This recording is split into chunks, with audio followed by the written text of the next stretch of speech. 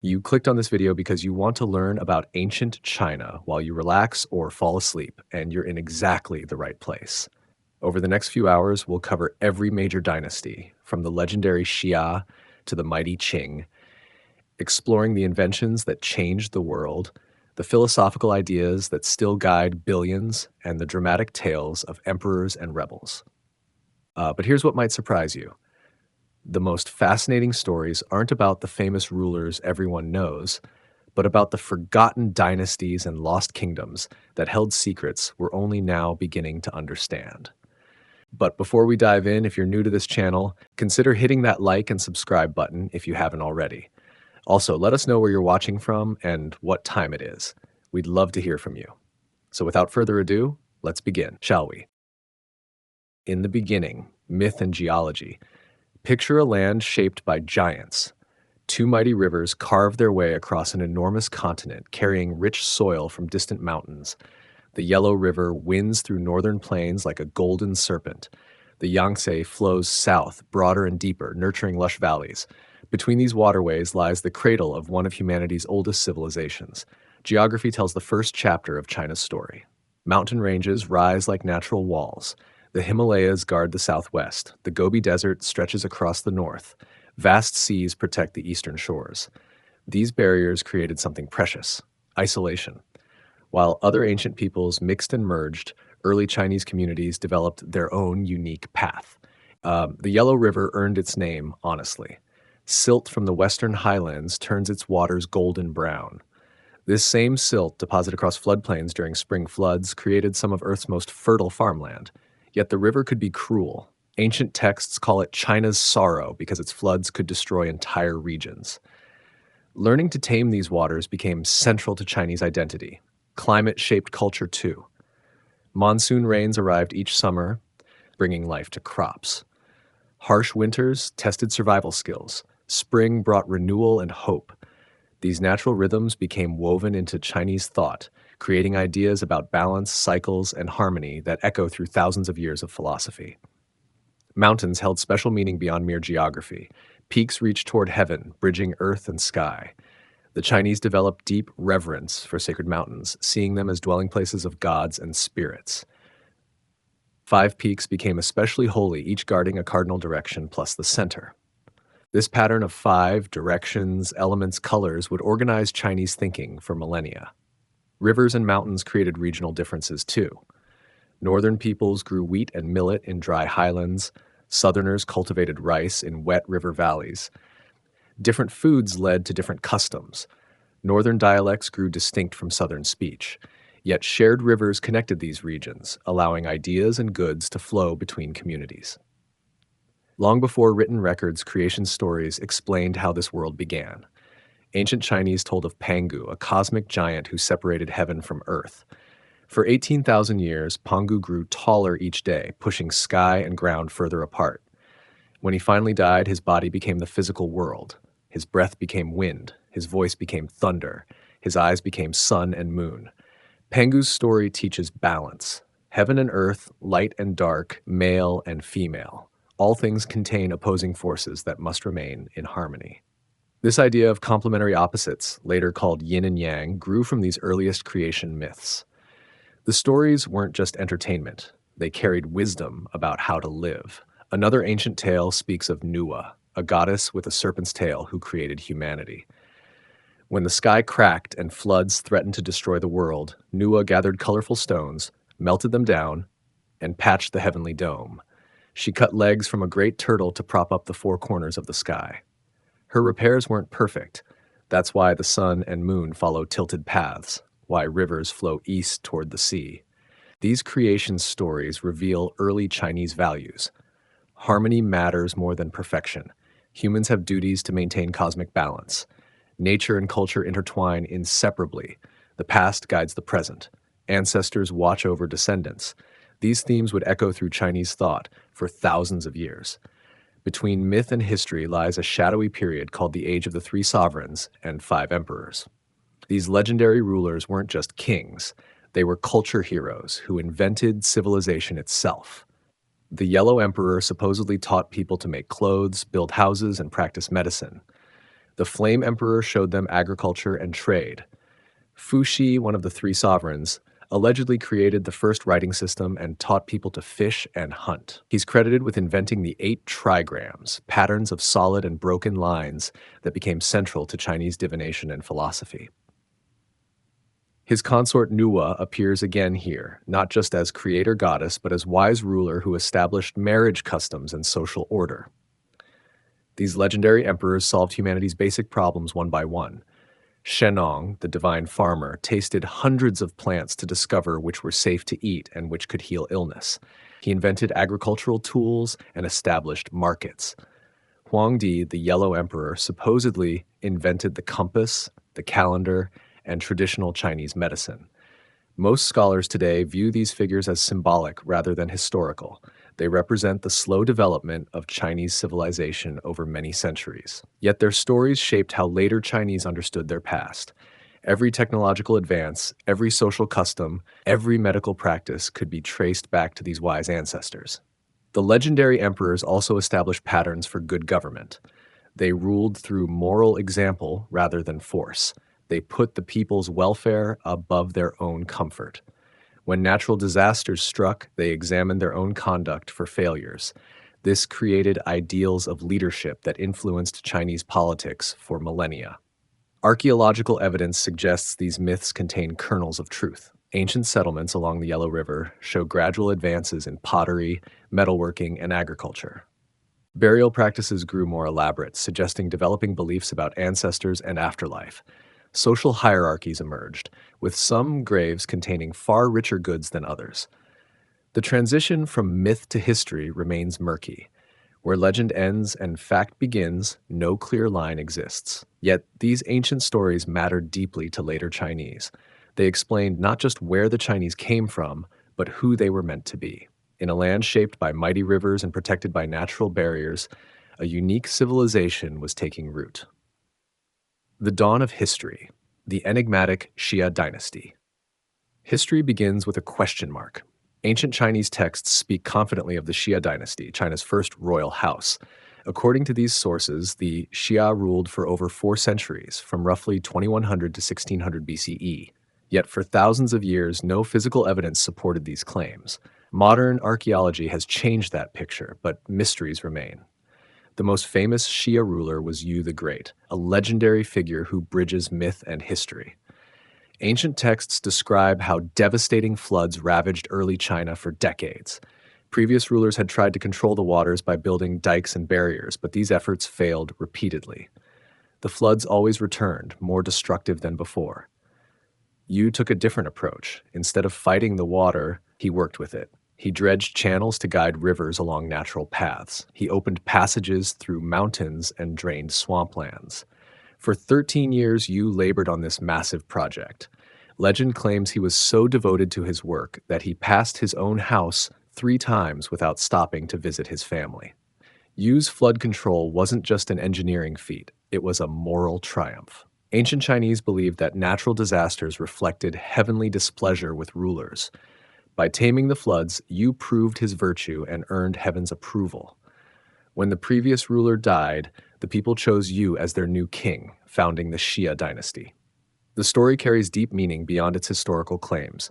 It establishes water control as a central duty of Chinese rulers. It shows that effective leadership requires personal sacrifice and dedication to public welfare. It suggests that technological solutions must work with nature rather than against it. These ideas would influence Chinese political thought for millennia. Yet, did Yu actually exist? Ancient historians accepted his story without question. Sima Qian, writing in the 1st century BCE, included detailed accounts of Xia rulers in his comprehensive history. He listed 17 Xia kings and described their accomplishments and failures. He treated them as historical fact, not legend. Modern scholars remain skeptical for good reason. No contemporary records mention the Xia. No inscriptions or artifacts clearly belong to this dynasty.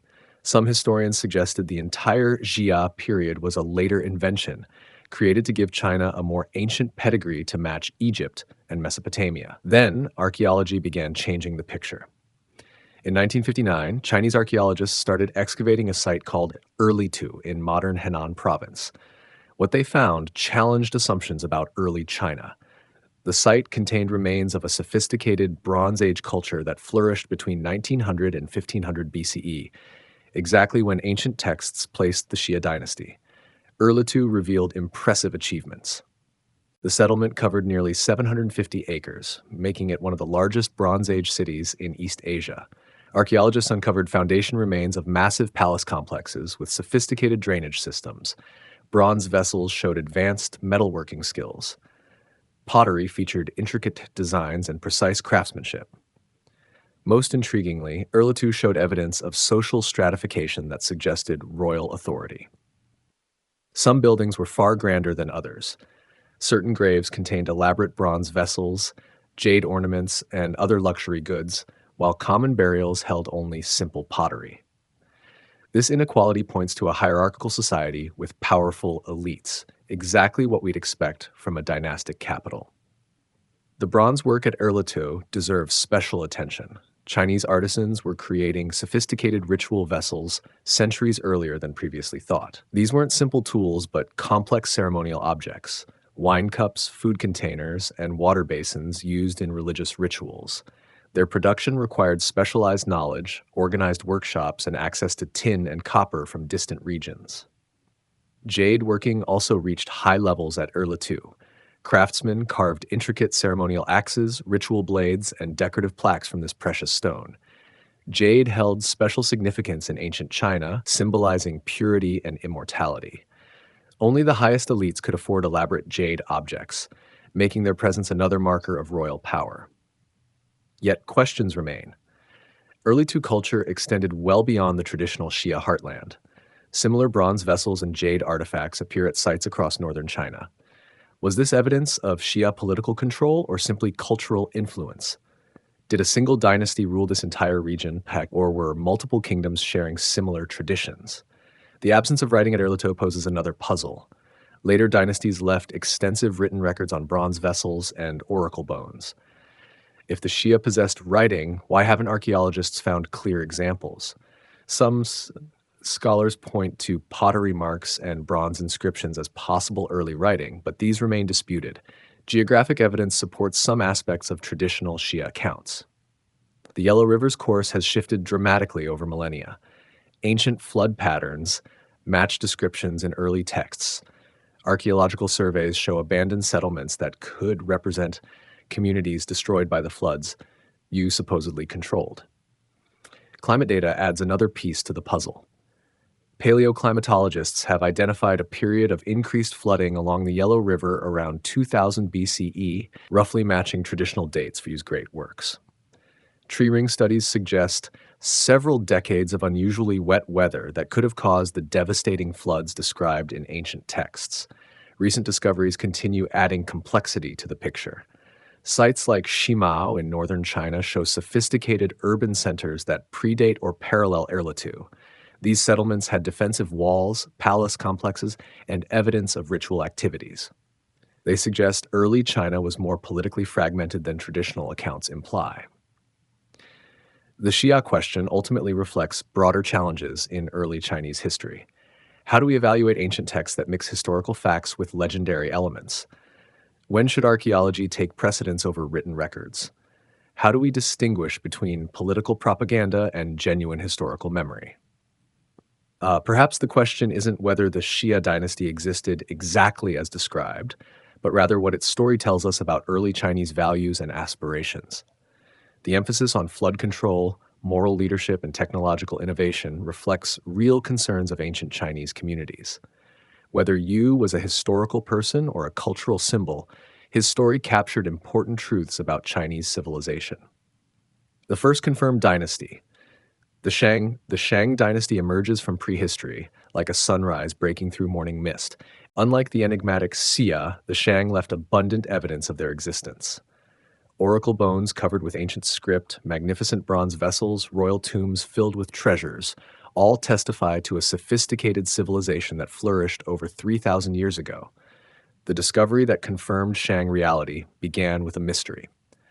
In the late 1800s, Chinese scholars noticed unusual markings on old bones being sold as dragon bones in traditional medicine shops. These bones, primarily turtle shells and ox shoulder blades, bore strange symbols that looked almost like writing. Curious researchers began collecting and studying them. What they found revolutionized understanding of Chinese history.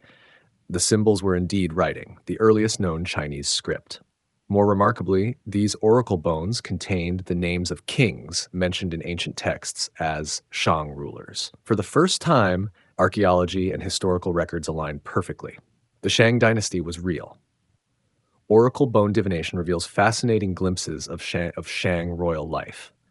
Kings consulted these sacred objects about military campaigns, weather patterns, childbirth, illness, and royal ancestor spirits. Diviners would carve questions into turtle shells or ox bones, then apply heated metal rods to create cracks.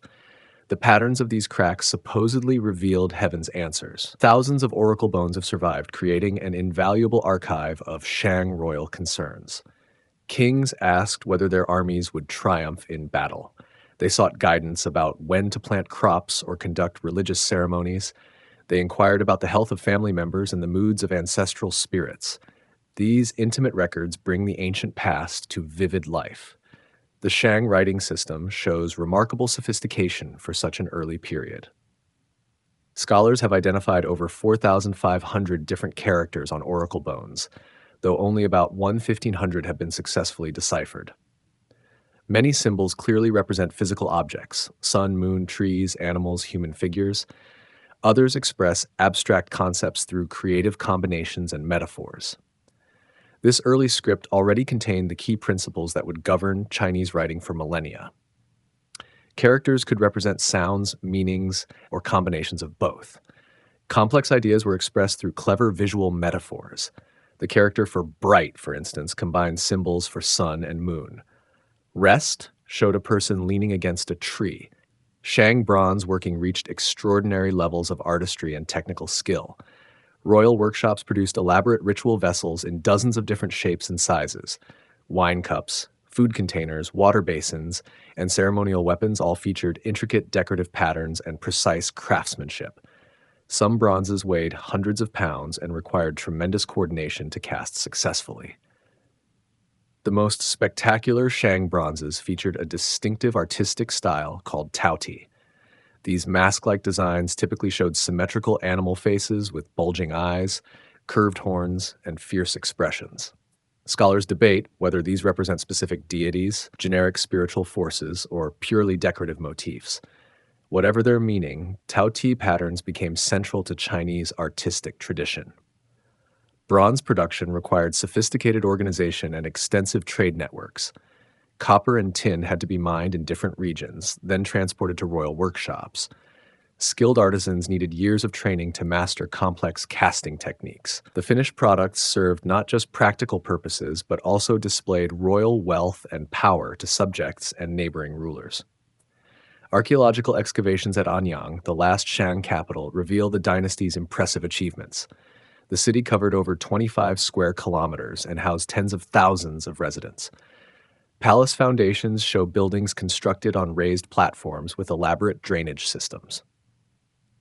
Royal cemeteries contained huge tomb chambers filled with sacrificed animals, servants, and precious goods. The most spectacular discovery at Anyang was the intact tomb of Lady Hao, a Shang queen who lived around 1250 BCE. Her burial contained over 460 bronze objects, 750 jade pieces, and thousands of cowrie shells used as currency. Bronze vessels bore inscriptions identifying her as a military commander who led campaigns against neighboring peoples. Her tomb reveals that Shang women could hold significant political and military power. Shang military technology gave them decisive advantages over neighboring peoples. Bronze weapons were sharper and more durable than stone or copper alternatives. Horse-drawn chariots provided mobility and psychological impact in battle. Composite bows shot arrows farther and with greater force than simple wooden bows. These innovations helped the Shang dominate much of northern China.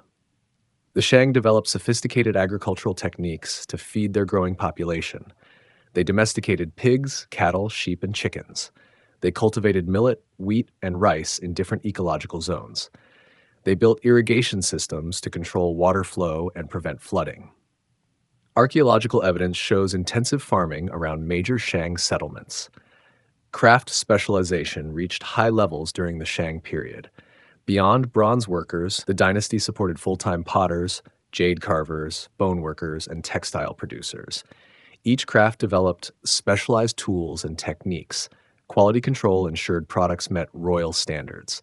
This economic complexity required sophisticated administrative systems to coordinate production and distribution. Shang artistic achievements extended beyond bronze work. Jade carvers created intricate ceremonial objects, jewelry, and decorative items. Potters produced both utilitarian vessels and elaborate ceremonial pieces. Bone workers carved everything from hairpins to ritual implements. These diverse crafts show a society with considerable leisure time and resources for non-essential production. The Shang calendar system demonstrates advanced astronomical knowledge. Royal astronomers tracked lunar and solar cycles to determine proper times for agricultural and ritual activities. They identified constellations and predicted eclipses. The calendar influenced not just practical planning, but also religious beliefs about cosmic harmony and royal legitimacy. Shang cities show evidence of careful urban planning. Different districts housed various social classes and occupational groups. Craft workshops clustered in specific neighborhoods. Drainage systems prevented flooding during rainy seasons. Defensive walls protected important areas from attack. This organization required effective government administration and social coordination. Trade networks connected Shang territories with distant regions. Cowrie shells from southern seas served as currency. Tin for bronze production came from far-off mines. Jade arrived from western mountains. Salt traveled from coastal areas. These exchanges spread Shang cultural influences while bringing foreign innovations into their homeland. The Shang legacy shaped all subsequent Chinese civilization. Their writing system evolved into modern Chinese characters. Bronze casting techniques influenced art for centuries. Urban planning principles guided later city construction. Military innovations remained important throughout ancient Chinese history. Most fundamentally, the Shang established patterns of centralized royal authority that became hallmarks of Chinese political culture. Shang society and spirit world. Shang society resembled a pyramid with the king at its apex, surrounded by layers of nobles, artisans, farmers, and slaves. This social hierarchy wasn't merely about wealth or status. It reflected fundamental beliefs about cosmic order and spiritual authority. Each person's position carried specific duties and privileges that maintained harmony between heaven, earth, and humanity. The Shang king stood at the center of this ordered world. He wasn't simply a political ruler, but served as high priest and intermediary between the divine realm and mortal society. Oracle bone inscriptions show kings personally conducting the most important religious rituals. They offered sacrifices to royal ancestors, consulted heaven about state affairs, and performed ceremonies to ensure agricultural fertility and military success. Royal power rested on more than military force or administrative control. The Shang believed their kings possessed special spiritual authority that connected them directly to divine ancestors and heavenly powers. This religious legitimacy made royal commands sacred obligations rather than mere political decrees. Disobedience became not just rebellion but cosmic disorder. Beneath the king stood the royal family and high nobility. These individuals held hereditary titles and controlled large territories on the king's behalf. Archaeological evidence from elite burials shows nobles possessed considerable wealth. Elaborate bronze vessels, jade ornaments, horse-drawn chariots, and sacrificed servants. Their tombs reveal a culture that valued conspicuous display of status and power. Noble families maintained their own ancestral shrines and performed regular rituals to honor deceased relatives. These practices created networks of spiritual authority that paralleled political hierarchies. A noble's power derived partly from his living king, but also from his ancestral spirits, who could provide divine support or punishment depending on his conduct. Shang artisans occupied a crucial middle position in society. Bronze workers, jade carvers, potters, and other skilled craftsmen enjoyed higher status than ordinary farmers because their products served essential religious and political functions. Royal workshops produced the elaborate vessels and ornaments needed for ancestral rituals and court ceremonies. Master craftsmen passed specialized knowledge to carefully chosen apprentices. The concentration of skilled artisans in royal workshops reflects broader Shang patterns of specialization and control. The king and nobles monopolized access to luxury goods, advanced technologies, and specialized knowledge. This created dependencies that reinforced social hierarchies while ensuring high quality production of culturally important objects. Farmers formed the vast majority of Shang population. They grew the millet, wheat, and rice that fed everyone else. They raised the pigs, cattle, and sheep used for food and religious sacrifices. They provided the agricultural surplus that supported royal courts, noble estates, and specialist craftsmen. Yet oracle bone records mention farmers mainly in context of taxation, military service, and labor obligations. Archaeological evidence suggests Shang farmers lived in small villages scattered across the countryside. Their houses were simple structures with earthen floors and walls. Burial goods were minimal compared to elite tombs, usually just basic pottery and simple tools. This stark contrast reveals the enormous social distances that separated different levels of Shang society.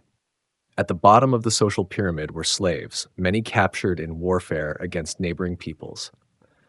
Oracle bones record thousands of prisoners sacrificed during royal funerals and important religious ceremonies. Some slaves served as household servants or agricultural workers. Others became human offerings designed to serve deceased rulers in the afterlife. The scale of these sacrifices shows both royal power and the low value placed on certain human lives.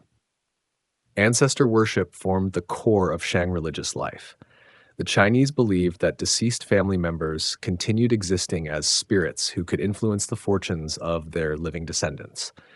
These ancestral spirits required regular offerings of food, wine, and other goods to remain content and helpful.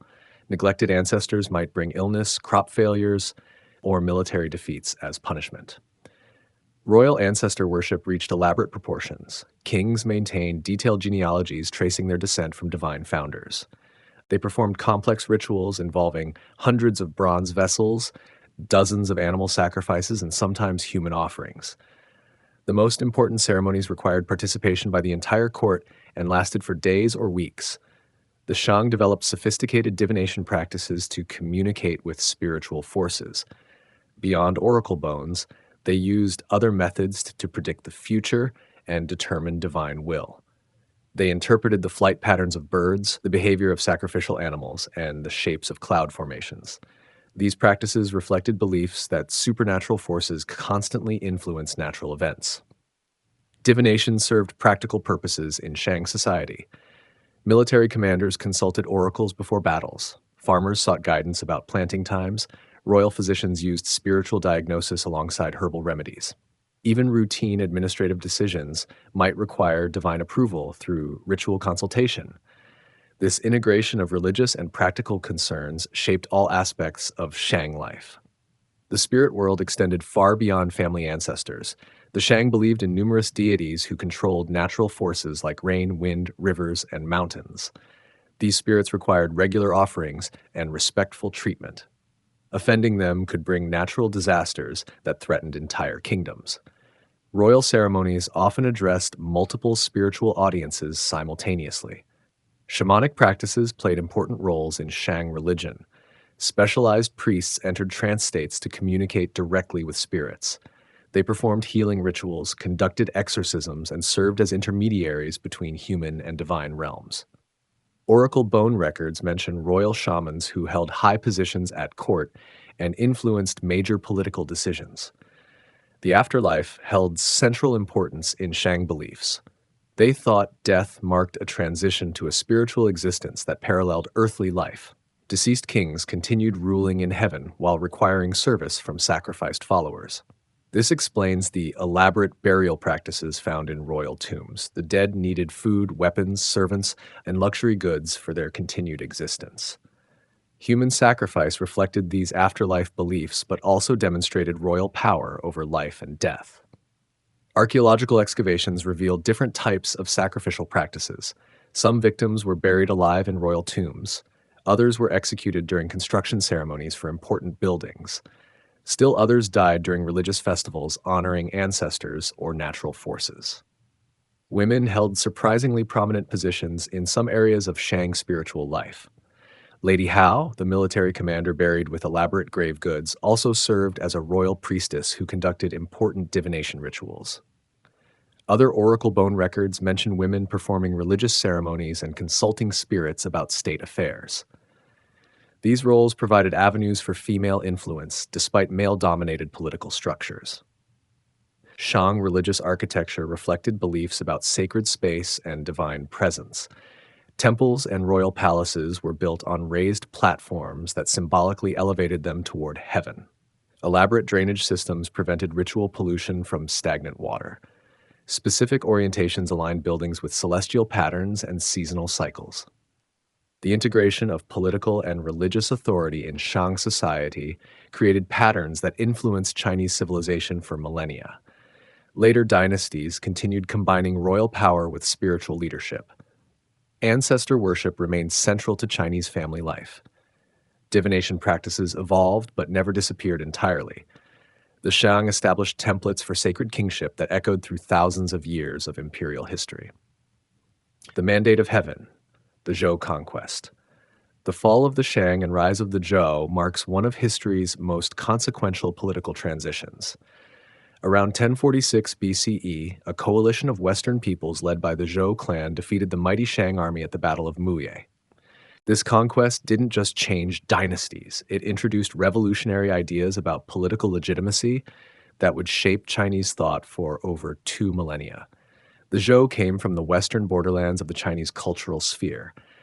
Ancient texts describe them as semi-nomadic peoples who gradually adopted Chinese agricultural techniques, writing, and bronze technology. They served as vassals to the Shang kings, providing military service and tribute in exchange for protection and trading privileges. This relationship gave them intimate knowledge of Shang's strengths and weaknesses.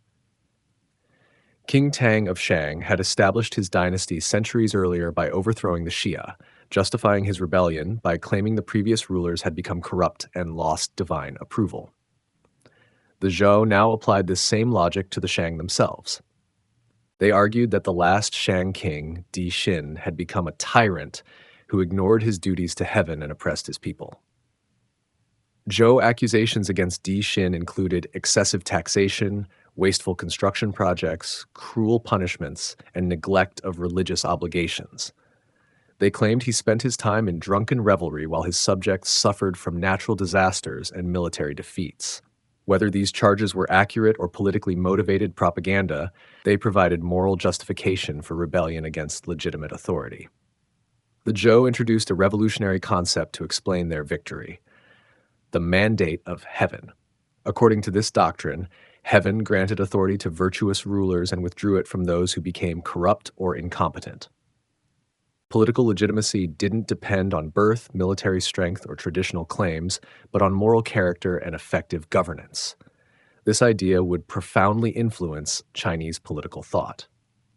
The Mandate of Heaven solved several problems for the Zhou. It explained how they, as former vassals, could legitimately overthrow their sovereign. It justified their conquest as divine punishment rather than mere aggression. It established their right to rule while warning them that heaven might withdraw its support if they governed poorly. The concept made political change both possible and moral. Natural disasters and social upheaval served as signs that rulers had lost heavenly approval. Floods, droughts, earthquakes, and eclipses indicated cosmic displeasure with royal conduct. Rebellions and military defeats showed that heaven no longer protected the dynasty. When these signs accumulated, virtuous challengers could rightfully seize power and establish new dynasties. The Battle of Muye itself became legendary in Chinese historical memory. Ancient accounts describe how Zhao forces gathered allies from throughout the western regions. They crossed the Yellow River and marched east toward the Shang heartland. When the armies met on the plains of Muye, near the Shang capital, the battle was decisive but not prolonged. According to Zhou sources, many Shang soldiers refused to fight effectively against the rebels. Some switched sides during the battle itself. This lack of loyalty supposedly demonstrated that heaven had indeed withdrawn its mandate from the corrupt dynasty. The Shang king's own forces recognized his unworthiness and abandoned him to his fate. Archaeological evidence suggests the transition involved more than a single battle. Excavations show destruction layers at several Shang sites, indicating widespread warfare across the region. Some settlements were abandoned while others show continuity under new management. The conquest likely required several years of campaigning rather than one climactic confrontation. The Zhou didn't simply replace Shang rulers with their own people.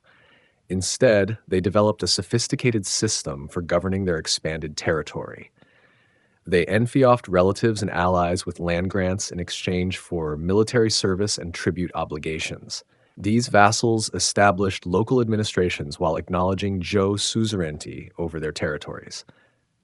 This feudal system allowed the Zhou to control a much larger area than any previous Chinese dynasty. Instead of trying to administer distant regions directly from the capital, they created networks of allied rulers who shared Zhou cultural values and political interests. Each vassal governed his own territory while contributing to collective defense and royal ceremonies. The Zhou capital at Hao, near modern Xi'an, became the center of this far-flung political network. Archaeological remains show a large urban complex with palace foundations, royal workshops, and elaborate tombs.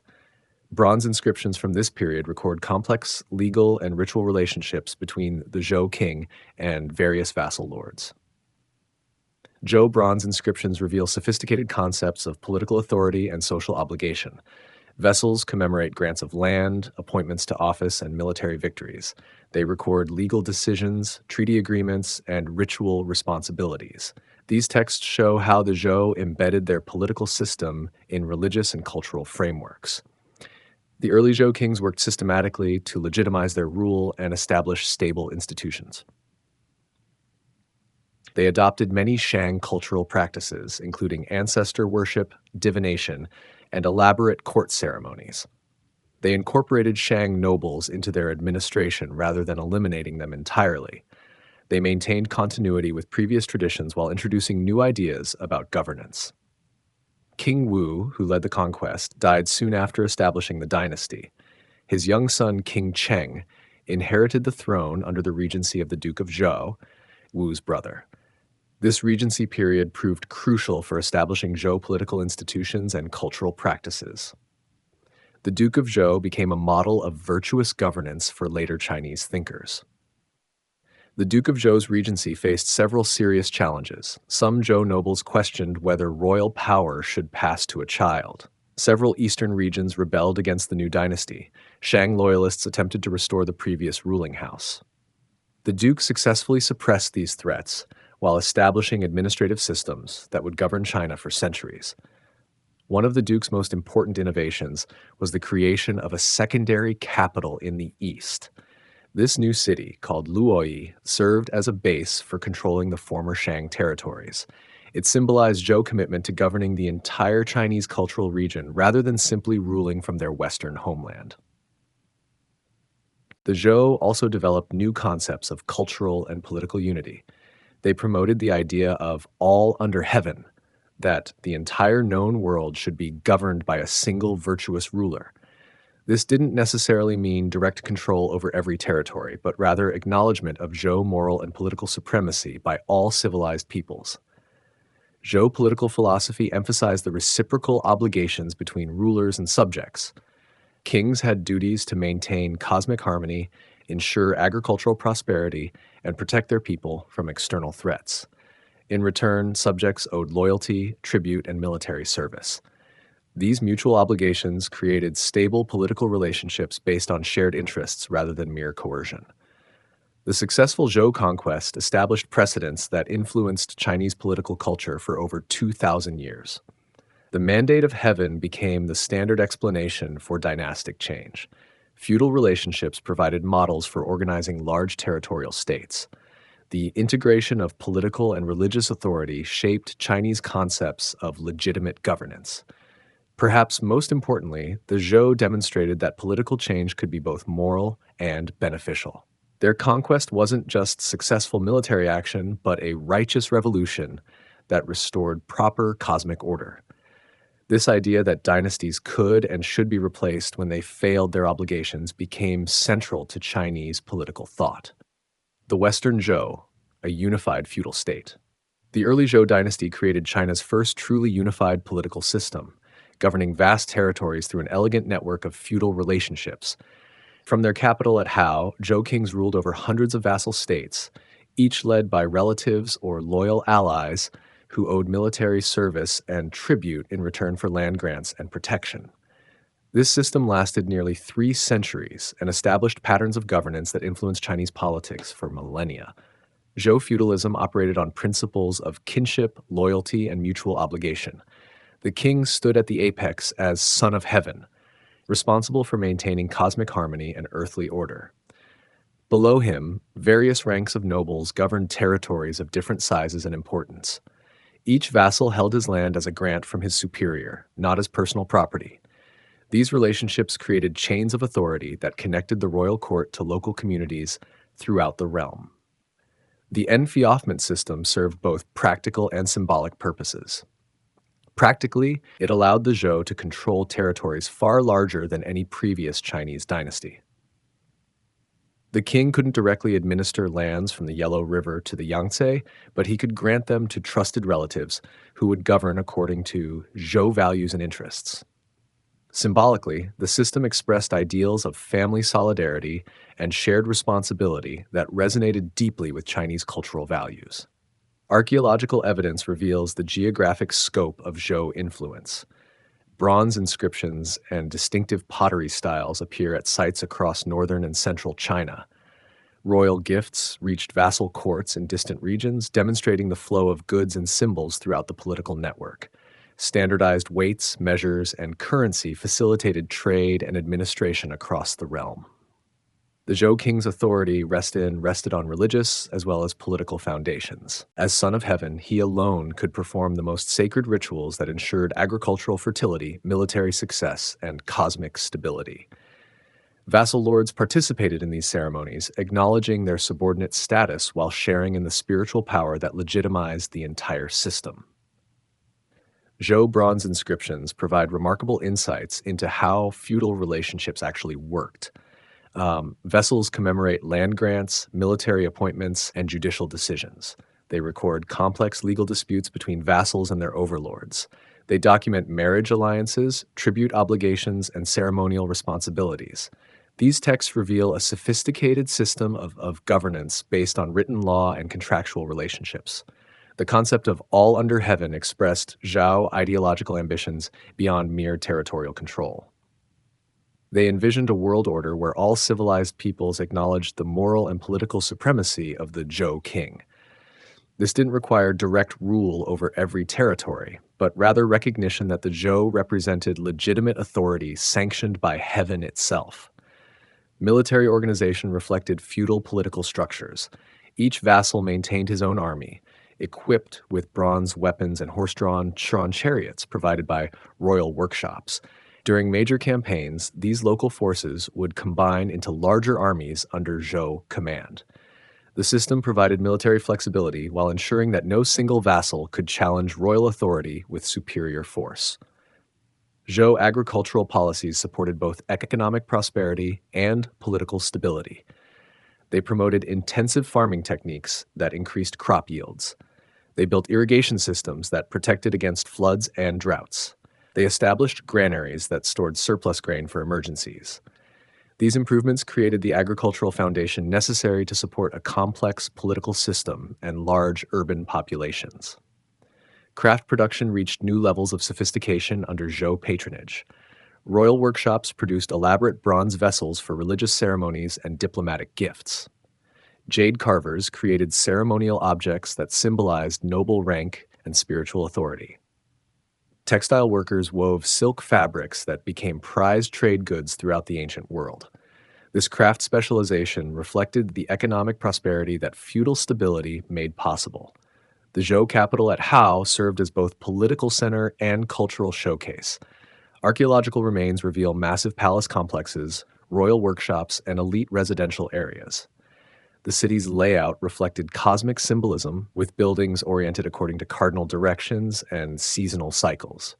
Streets and districts organized different social groups and occupational categories according to hierarchical principles. Zhou legal institutions blended military, religious, and administrative functions. Local lords served as judges in their own territories, applying royal law to specific cases. Appeals could be made to higher authorities, ultimately reaching the king himself. Bronze inscriptions record complex legal procedures involving evidence, witnesses, and formal oaths that invoked spiritual sanctions against false testimony. Educational systems developed to train the administrative personnel needed for effective governance. Young nobles learned to read and write, mastering the complex script needed for legal documents and ceremonial texts. They studied history, poetry, and ritual procedures that prepared them for careers in government service. These educational institutions spread Zhou cultural values throughout the realm. Trade networks expanded dramatically under Zhou rule, connecting distant regions through standardized currencies and protected routes. Cowrie shells served as common currency across vassal territories.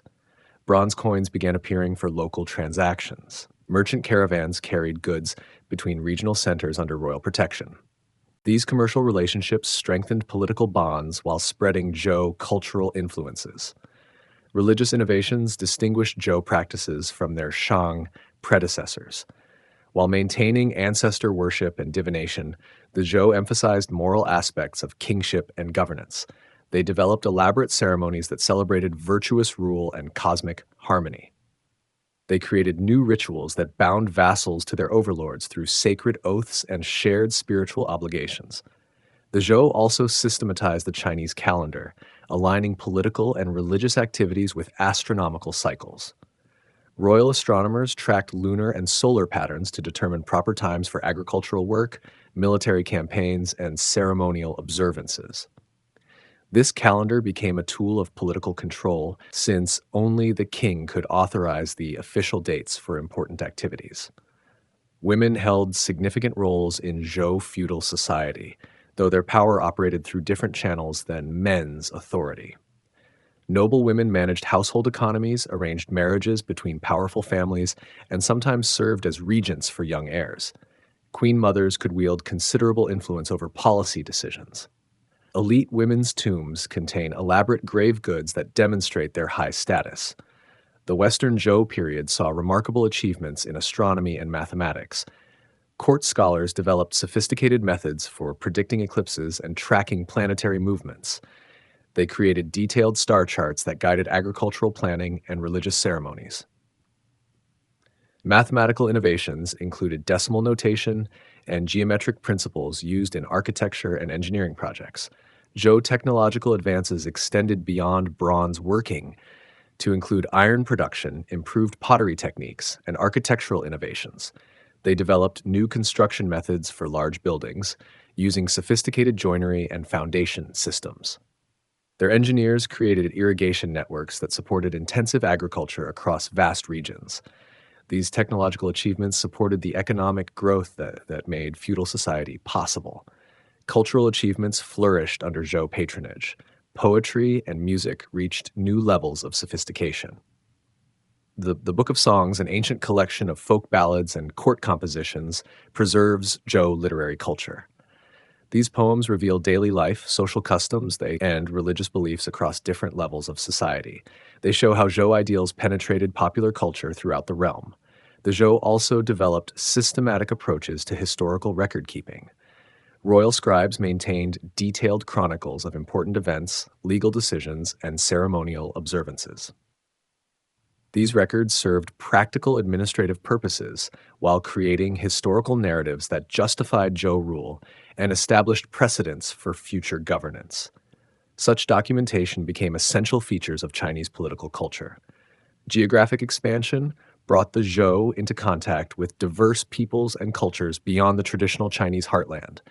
They incorporated some foreign practices while maintaining their core cultural identity. This selective adoption of outside influences became a characteristic feature of Chinese civilization, allowing it to grow and adapt while preserving essential continuities. The Western Zhou's greatest achievement was creating stable institutions that balanced central authority with local autonomy. Their feudal system provided effective governance across enormous distances using relatively simple administrative tools. It created personal relationships based on loyalty and mutual benefit rather than mere coercion. These innovations established foundations for Chinese political development that lasted for centuries. Yet this successful system contained seeds of its own eventual transformation. As vassal states grew stronger and more independent, they began questioning their obligations to the central authority. Regional differences developed as local customs diverged from royal standards. Economic growth created new social groups that didn't fit neatly into traditional feudal categories. These tensions would ultimately challenge the unity that early Zhou kings had worked so carefully to establish. The cracks appear. Fall of the Western Zhou. The Western Zhou's impressive political system began showing signs of strain as early as the 9th century BCE. What started as minor regional tensions gradually escalated into fundamental challenges to royal authority. The dynasty that had unified China through feudal bonds would eventually succumb to the very forces that had made their system successful: the growing power and independence of vassal states. Royal power depended on the king's ability to reward loyalty and punish disobedience. Early Zhou rulers possessed vast reserves of land, bronze, and other wealth that they could distribute to supporters. They commanded respect as descendants of the dynasty's founders and intermediaries with divine ancestors. They controlled military technology and maintained professional armies that could enforce their will against rebellious vassals. Over time, these advantages eroded. Royal lands were gradually parceled out to relatives and allies, reducing the king's ability to reward new supporters or buy loyalty from wavering vassals. The bronze weapons and chariots that had given Zhou forces decisive military superiority became common throughout the realm, eliminating technological advantages. Distant territories developed their own economic bases and military capabilities. Perhaps most crucially, the religious foundations of royal authority began weakening. The mandate of heaven doctrine that justified Zhou rule could also justify rebellion against failing kings. When natural disasters struck or military campaigns failed, people questioned whether heaven still supported the royal house. Vassal lords began interpreting their own successes as signs of divine favor rather than royal generosity. Archaeological evidence reveals declining royal influence during the later Western Zhou period. Fewer bronze inscriptions mention royal grants or appointments. Regional pottery styles diverged from court standards. Local burial practices developed distinctive characteristics that differed from royal customs. These changes suggest growing cultural and political independence in outlying territories. Economic factors contributed to royal decline.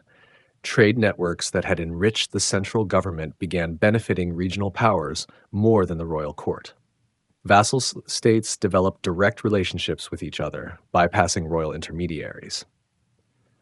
Some territories discovered valuable resources like iron ore that enhanced their independence. Agricultural improvements increased local food production, reducing dependence on royal granaries. The Zhou royal house also faced internal problems that weakened their effectiveness. Succession disputes divided the royal family and created opportunities for ambitious vassals to choose sides. Court intrigue involving queens, concubines, and royal relatives distracted attention from governance. Some later Zhou kings proved incompetent or corrupt, fulfilling the very criticisms that had justified the original Zhou conquest of the Shang. Military challenges multiplied as the dynasty weakened. Nomadic peoples from the northern steppes began launching raids against Chinese settlements. These attacks required coordinated defensive responses that strained the feudal military system. Some vassal lords proved unreliable allies who failed to provide promised military support. Others used military emergencies to increase their own power at royal expense. The most serious external threat came from a confederation of nomadic tribes called the Quanrong. These peoples had been pressing against Chinese frontiers for generations, but usually as isolated raiders rather than organized armies. By the 8th century BCE, they had formed larger political units capable of sustained military campaigns against Chinese territories. King Yu, who ruled from 781 to 771 BCE, became the symbol of royal decline and dynastic failure. Traditional accounts describe him as a weak and corrupt ruler who ignored his duties while indulging in personal pleasures. He supposedly favored a beautiful concubine named Baosi over his legitimate queen and heir. His poor judgment and moral failures brought divine punishment upon the entire dynasty. The most famous story about King Yu involves his misuse of the royal warning system. Beacon fires on mountain peaks could summon vassal armies to defend the capital during emergencies. According to legend, King Yu repeatedly lit these signals to amuse Baosi, who enjoyed watching lords arrive with their troops only to discover no real danger existed. When genuine threats materialized, the vassals ignored the warnings, assuming they were more royal pranks. Whether or not these specific stories are historically accurate, they reflect genuine problems that plagued the later Western Zhou. Royal authority had become so weakened that vassal lords no longer automatically responded to royal commands. The king's ability to coordinate military responses against external threats had severely deteriorated.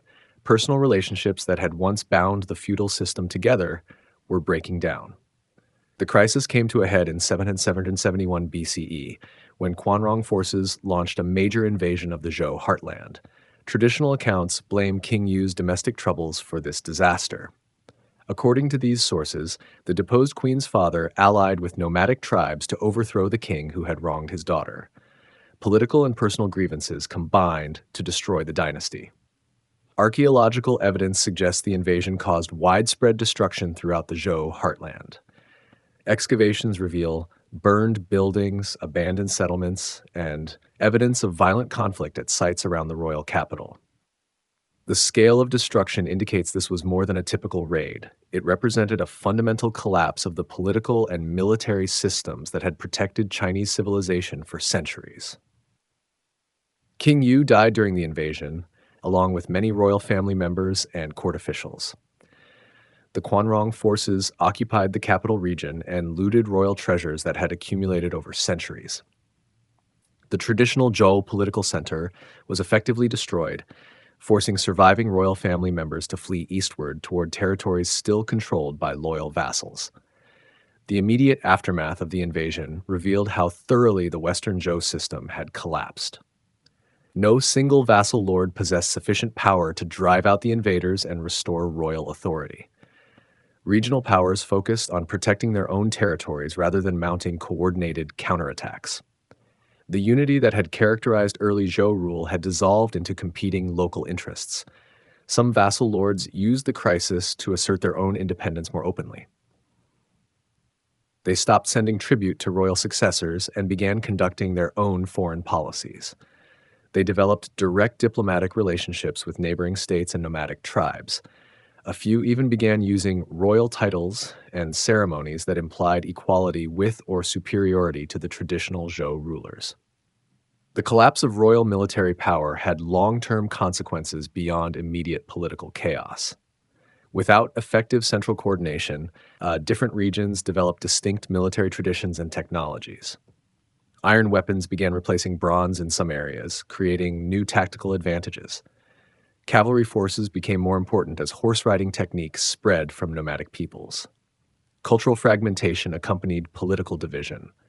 Regional art styles diverged from court traditions as local patrons supported their own artists and craftsmen. Religious practices developed local variations as communities lost connection with royal ceremonial centers. Even writing systems began showing regional differences that would eventually require standardization efforts by later dynasties. The refugee royal house eventually established a new capital at Luoyang in the east, beginning what historians call the Eastern Zhao period. However, these kings never regained the power and authority their ancestors had wielded. They became figureheads who provided ceremonial legitimacy while real power shifted to regional lords who ruled as independent sovereigns in all but name. The fall of the Western Zhou marked the end of China's first successful unification. For the next 5 centuries, the Chinese cultural region would remain politically fragmented into competing states. Yet the Zhou legacy persisted in shared cultural traditions, common historical memories, and political ideals that would eventually inspire reunification under new dynasties. The cracks that appeared in the Western Zhou system revealed both the strengths and limitations of feudal governance. The Spring and Autumn period, hegemons and chaos. The collapse of Western Zhou royal authority ushered in an era of political fragmentation that would last over 5 centuries. Historians call the first half of this period the Spring and Autumn era, named after the chronicle that recorded events in the state of Lu between 722 and 481 BCE. During these turbulent centuries, the Zhou king became a powerless figurehead, while real authority shifted to regional lords who competed for supremacy over the Chinese world. The Eastern Zhou king, ruling from his new capital at Luoyang, retained ceremonial importance but exercised little practical power. Vassal lords still acknowledged his theoretical supremacy and participated in ritual observances that maintained the fiction of Zhou unity. They used traditional titles and continued paying nominal tribute. Yet everyone understood that effective authority now lay with the strongest regional rulers, rather than the royal house. This political transformation created unprecedented opportunities for ambitious lords. Without strong central authority to enforce traditional boundaries and relationships, successful rulers could expand their territories through conquest, diplomacy, or marriage alliances. Military innovation and administrative efficiency became more important than noble birth or ancient feudal claims. A new type of political leader emerged, the hegemon who dominated through superior power rather than inherited authority. The concept of hegemony provided a framework for understanding this transformed political landscape. A hegemon served as the dominant power among regional states, coordinating military campaigns against external threats, and mediating disputes between lesser rulers. Unlike the Zhou king, hegemons gained authority through demonstrated capability rather than divine mandate. Their power depended on maintaining alliances and projecting strength rather than inheriting sacred responsibilities. 5 rulers achieved recognition as great hegemons during the spring and autumn period, though historians debate the exact identities and chronology. Duke Huan of Qi, who ruled from 685 to 643 BCE, is generally considered the first true hegemon. His state controlled wealthy territories along the eastern coast, where salt production and maritime trade generated enormous revenues. This economic base allowed him to maintain large armies and reward loyal allies. Duke Huan's success depended heavily on his chief minister, Guanzhong, whose administrative and military reforms transformed Qi into the period's dominant power. Guanzhong reorganized the state's military system, created new taxation methods, and established government monopolies over salt and iron production. These innovations provided resources for an aggressive foreign policy that brought numerous smaller states under Qi influence. The Qi hegemony demonstrated how economic power could translate into political authority in the new environment. Traditional feudal relationships based on kinship and personal loyalty gave way to more practical arrangements based on mutual advantage. States allied with Qi because they benefited from trade relationships and military protection, not because of ancient obligations or family connections. Duke Huan's most famous achievement was organizing a coalition of Chinese states against barbarian invasions from the north. These campaigns preserved Chinese civilization from external conquest while establishing Qi leadership over the entire northern region.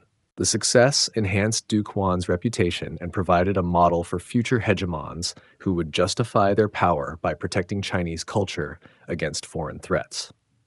After Duke Huan's death, leadership passed to other regional powers as military and economic advantages shifted.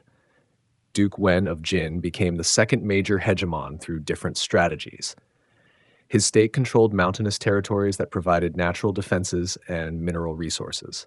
Jin forces became famous for their iron weapons and sophisticated siege techniques that could capture heavily fortified cities. Jin hegemony relied more on military prowess than economic influence.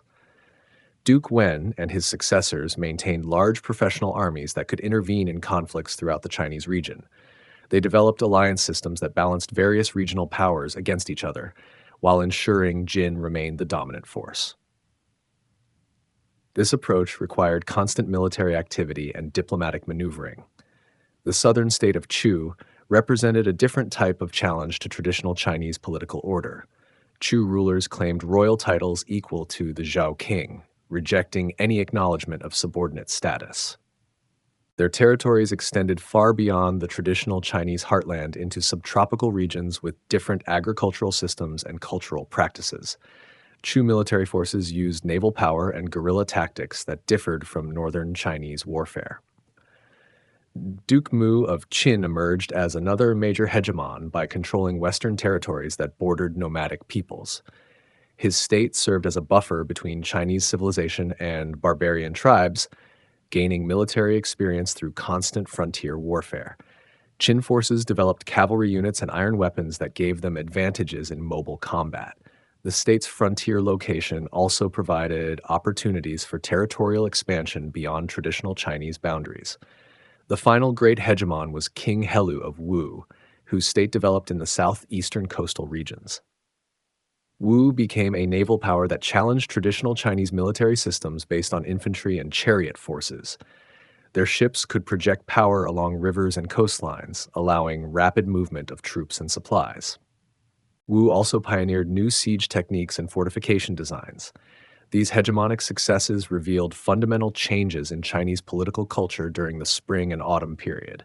Traditional values emphasizing family loyalty, ceremony, and respect for established authority began competing with pragmatic approaches that prioritized military effectiveness and economic advantage. Successful rulers needed administrative skills, diplomatic cunning, and military innovation rather than just noble birth. The period also saw remarkable developments in military technology and tactics. Iron weapons gradually replaced bronze, providing sharper edges and more durable points. Crossbows offered superior range and accuracy compared to traditional bows. Cavalry forces became increasingly important as states adopted horse riding techniques from nomadic neighbors. These innovations changed the nature of warfare and the balance of power between different regions. Interstate diplomacy became far more sophisticated as rulers sought advantages through alliance systems and treaty relationships. States exchanged hostages to guarantee agreements. They arranged marriage alliances between ruling families. They developed formal procedures for negotiating territorial boundaries and trade relationships. These diplomatic innovations created precedents that would influence Chinese international relations for centuries. Economic competition intensified as states sought resources to fund their military and political ambitions. Agricultural improvements increased food production to support larger armies. Craft specialization produced goods for interstate trade. Currency systems developed to facilitate commercial transactions. States competed to attract merchants and artisans who could enhance their economic capabilities. Cultural exchange accelerated despite political fragmentation. Scholars and officials moved between different courts, spreading ideas and innovations across regional boundaries. Artistic styles influenced each other as craftsmen worked for various patrons. Religious practices shared common elements even as local variations developed. This cultural interaction helped maintain Chinese civilizational unity despite political division. The Spring and Autumn period established patterns that would characterize Chinese politics for centuries.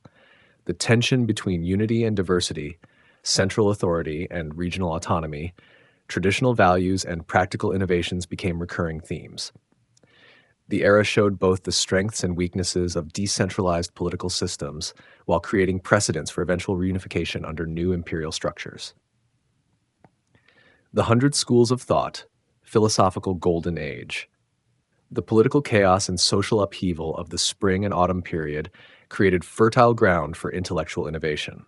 As traditional authorities collapsed and established certainties crumbled, thinkers across the Chinese world began questioning fundamental assumptions about governance, ethics, human nature, and the proper ordering of society.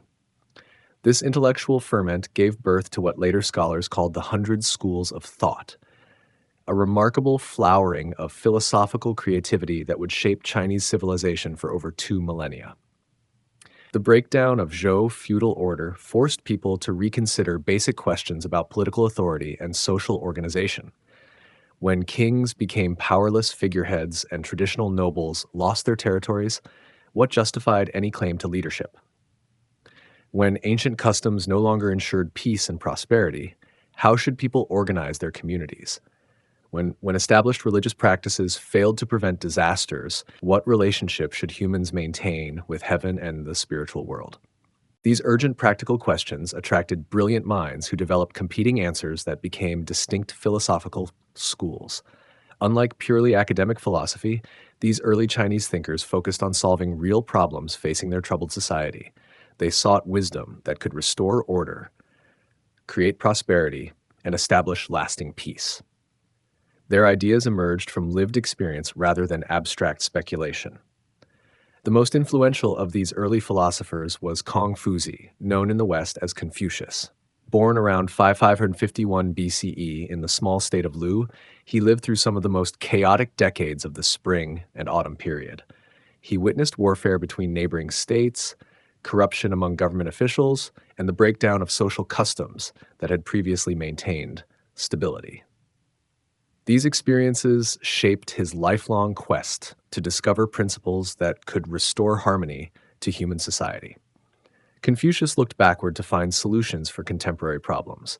He believed that ancient Chinese rulers had possessed moral wisdom that enabled them to govern effectively without relying on force or coercion. By studying the classics of early Chinese literature, history, and ritual practice, people could rediscover these timeless principles and apply them to current circumstances.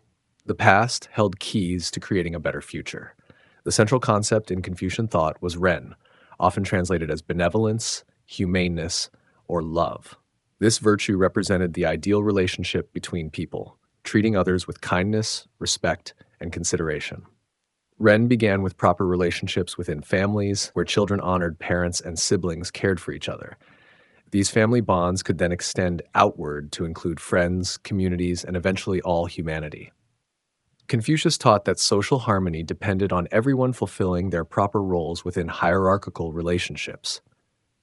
Rulers should govern with benevolence and moral example. Subjects should obey legitimate authority while maintaining personal integrity. Parents should care for children's welfare and education. Children should honor parents and continue family traditions. Each person had specific duties that contributed to overall social stability. Education held crucial importance in Confucian philosophy. People weren't naturally good or evil, but could develop virtue through learning and practice. Studying poetry taught emotional sensitivity. Learning history provided models of good and bad leadership. Practicing ritual ceremonies cultivated proper attitudes and behaviors. Music harmonized emotions and created social bonds. These cultural activities transformed crude human nature into refined moral character. Confucian political philosophy emphasized moral leadership rather than legal coercion. Rulers should attract followers through virtuous example rather than commanding obedience through punishment. When leaders demonstrated genuine concern for their people's welfare, subjects would naturally respond with loyalty and cooperation. This approach required rulers to cultivate personal virtue through constant self-examination and improvement. The concept of the gentleman or junzi became central to Confucian ideals. This didn't refer to noble birth, but to moral cultivation that anyone could achieve through education and practice. True gentlemen possessed learning, courtesy, integrity, and concern for others' welfare. They served as positive influences in their communities, demonstrating how people should behave toward each other. Confucius also emphasized the importance of language and communication in maintaining social order. He taught that social problems often stemmed from misuse of words that confused people about their roles and responsibilities. When language became corrupted, thinking became muddled, and proper action became impossible. Clear communication based on shared understanding of key terms was essential for effective governance. The Confucian approach to government stressed gradual reform through moral influence rather than sudden changes through force. Rulers should begin by cultivating their own virtue, then extend this influence to their families, courts, states, and eventually the entire world. This process might take generations, but it would create lasting transformation based on genuine moral progress rather than temporary compliance with external rules. Confucian economics emphasized agriculture as the foundation of social stability and moral development. Farming taught virtues like patience, hard work, and cooperation with natural cycles. Agricultural communities fostered family relationships and traditional customs that maintained social order. While Confucius didn't oppose commerce and crafts, he worried that excessive focus on profit could corrupt social relationships and undermine moral values. The family remained the cornerstone of Confucian social philosophy. Proper relationships between parents and children, husbands and wives, older and younger siblings created patterns that could extend throughout society. Filial piety, loving respect for parents and ancestors, became the root from which all other virtues grew.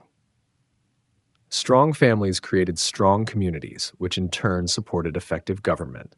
Confucian religious attitudes combined respect for tradition with practical focus on human relationships. While acknowledging heaven's ultimate authority over human affairs, Confucius concentrated on ethical behavior rather than theological speculation. He taught reverence for ancestors and proper performance of ritual ceremonies, but emphasized their importance for maintaining social bonds rather than communicating with supernatural forces. Women held important but clearly defined roles in Confucian society. They were responsible for managing households, educating young children, and maintaining family relationships. While subordinate to male authority figures, women possessed significant influence within domestic spheres. Their moral cultivation contributed to family harmony and social stability, even though they rarely participated directly in political activities. The Confucian educational curriculum included poetry, history, ritual practice, music, and moral philosophy. Students memorized classical texts, discussed their meanings with teachers, and practiced applying these lessons to contemporary problems. This education aimed to develop both intellectual understanding and moral character, creating people who could contribute positively to their communities. Confucius attracted devoted students who preserved and developed his teachings after his death in 479 BCE. These disciples compiled his sayings into texts like the Analects, which became foundational works of Chinese literature and philosophy. They established schools that continued teaching Confucian principles to new generations of students who would eventually transform Chinese political and social culture. The timing of Confucius's life proved crucial for his long-term influence.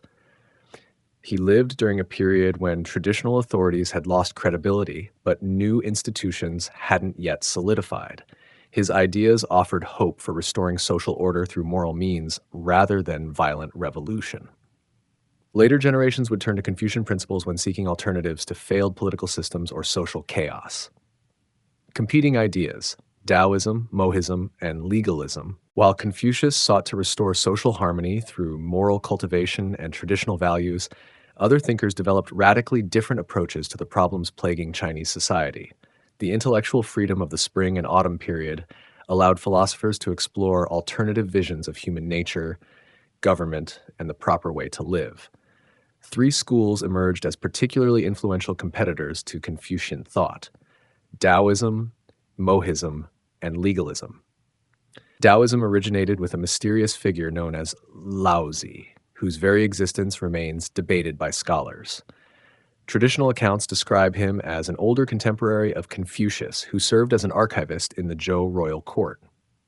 According to legend, Laozi became disillusioned with political life and retired to the mountains, leaving behind only a short text called the Tao Te Ching before disappearing forever into the wilderness. Whether Laozi was a historical person or a symbolic figure representing collective wisdom, the philosophical tradition bearing his name offered a profound challenge to conventional Chinese thinking. Daoism taught that underlying all existence was an ineffable principle called the Tao, the way or path that governed natural processes and cosmic order. This ultimate reality couldn't be captured in words or concepts, but could be experienced through proper understanding and behavior. The Tao operated through spontaneous action rather than deliberate planning. Water flowing downhill, plants growing towards sunlight, animals following seasonal migrations, these natural processes revealed the effortless effectiveness of working in harmony with cosmic principles. Humans created problems by trying to impose artificial order on natural systems that functioned better when left alone. Taoist political philosophy advocated minimal government intervention in social and economic affairs. Rulers should follow the principle of wu wei, non-action or effortless action, allowing people to organize themselves according to natural patterns. Excessive laws, regulations, and administrative controls disrupted social harmony by preventing spontaneous cooperation and mutual aid. The best government governed least. This approach directly contradicted Confucian emphasis on moral education and social hierarchy. While Confucius sought to improve human nature through learning and practice, Taoists argued that education corrupted natural goodness. Children possessed innate wisdom that formal schooling destroyed. Simple farmers and craftsmen lived more authentically than educated scholars who filled their minds with artificial distinctions and useless knowledge. Taoist texts employed paradox and metaphor to convey truths that couldn't be expressed through logical argument. The Tao Te Ching described the highest good as like water, soft and yielding, yet capable of wearing away the hardest stone. True strength came from flexibility rather than rigidity. Apparent weakness often concealed real power. These teachings encouraged readers to question conventional assumptions about success and failure. Another major Taoist philosopher, Zhuangzi, developed these ideas through playful stories and imaginative dialogues. His writings featured talking animals, magical transformations, and philosophical debates between historical figures who probably never met. These literary devices illustrated Taoist beliefs about the relativity of human knowledge and the limitations of rational thinking. Zhuangzi's famous butterfly dream exemplified Taoist epistemology. He dreamed he was a butterfly, then woke wondering whether he was Zhuangzi, who had dreamed of being a butterfly, or a butterfly now dreaming of being Zhuangzi. This story suggested that human understanding of reality was inherently uncertain, and that apparent distinctions between self and world, dreaming and waking, might be illusions.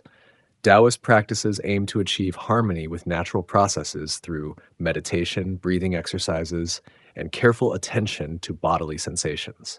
Practitioners sought to quiet mental chatter and emotional turbulence that prevented direct experience of the Tao. Advanced practitioners allegedly achieved supernatural abilities like flight, invisibility, and immortality through perfect alignment with cosmic forces. Mohism presented yet another alternative to both Confucian traditionalism and Taoist naturalism. Modi, known as Mozi, lived during the 5th century BCE and developed a philosophy based on universal love and mutual benefit. Unlike Confucius, who emphasized special obligations within family and political hierarchies, Mozi taught that people should care equally for all humanity, regardless of kinship or social position. Mohist ethics centered on the principle of universal love, Jian'ai. People naturally loved their own families and communities while remaining indifferent to outsiders. Welfare. This partiality created conflicts as groups pursued their own interests at others' expense. Only by extending love equally to all people could humanity achieve lasting peace and prosperity. Mozi argued that traditional Confucian values actually increased social conflict. Elaborate rituals and ceremonies wasted resources that could help the poor. Emphasis on family loyalty encouraged nepotism and corruption. Musical performances and artistic pursuits diverted attention from practical needs like food, clothing, and shelter. Society should abandon these cultural luxuries and focus on meeting everyone's basic requirements. Mohist political philosophy advocated meritocratic government based on ability rather than birth or social connections. Rulers should promote officials who demonstrated competence and moral character, regardless of their family backgrounds. This approach would ensure effective administration while providing opportunities for talented people from all social levels to serve their communities. The Mohist school developed sophisticated arguments for their positions using logical reasoning and empirical evidence. They criticized other philosophers for making unsupported claims and failing to consider practical consequences of their ideas. Mohist texts employed analogies, thought experiments, and systematic analysis that influenced later Chinese logical thinking. Mozi also addressed military and defensive technologies, developing innovative siege weapons and fortification techniques. His school provided military engineering services to states under attack, viewing defensive warfare as consistent with universal love because it protected innocent people from aggression. This practical application of philosophical principles distinguished Mohism from more purely theoretical approaches. Legalism emerged as perhaps the most radical departure from traditional Chinese political thought. Legalist philosophers like Lord Shangyang and Han Feizi rejected both Confucian moral idealism and Taoist natural spontaneity in favor of systematic, legal control over human behavior. They argued that people were inherently selfish and would only cooperate when compelled by clear laws and harsh punishments. Legalist political theory advocated centralized bureaucratic administration based on written laws applied uniformly to all subjects, regardless of social status. Traditional nobles should possess no special privileges beyond what legal codes explicitly granted. Merit and loyalty to the state should determine advancement rather than family connections or cultural accomplishments. The legalist approach to human nature was grimly realistic. People sought personal advantage and avoided hardship whenever possible. Moral education couldn't change these basic tendencies, but proper incentives could channel selfish motivations towards socially beneficial goals. Clear rewards for desired behaviors and severe punishments for violations would shape conduct more effectively than ethical appeals. Legalist economics emphasized agriculture and military service as the only truly productive activities. Commerce, crafts, philosophy, and literature were parasitic pursuits that weakened state power by diverting resources from essential functions. Governments should discourage these secondary occupations through taxation and regulation while rewarding farming and soldiering. Han Feizi, the most sophisticated legalist theorist, developed detailed analyses of administrative techniques and political strategy. He advocated spy networks to monitor official performance, rotation of assignments to prevent corruption, and careful control of information to maintain central authority. These methods would create efficient government institutions that functioned regardless of individual rulers' personal qualities. The competition between these philosophical schools reflected deeper tensions in Chinese society about the proper balance between order and freedom, tradition and innovation, moral idealism, and practical effectiveness.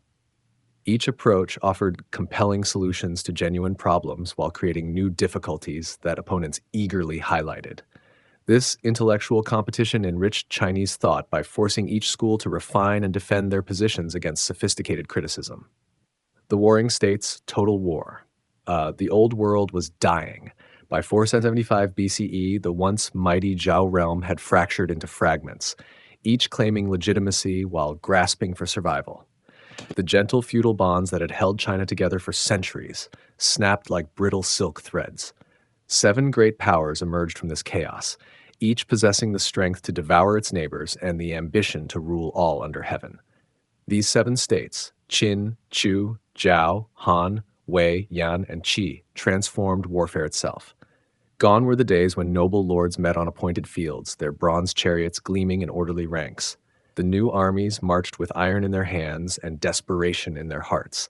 Peasants and craftsmen, torn from their fields and workshops, learned to wield spears and crossbows. War became a craft that required not just courage, but cunning and endless resources.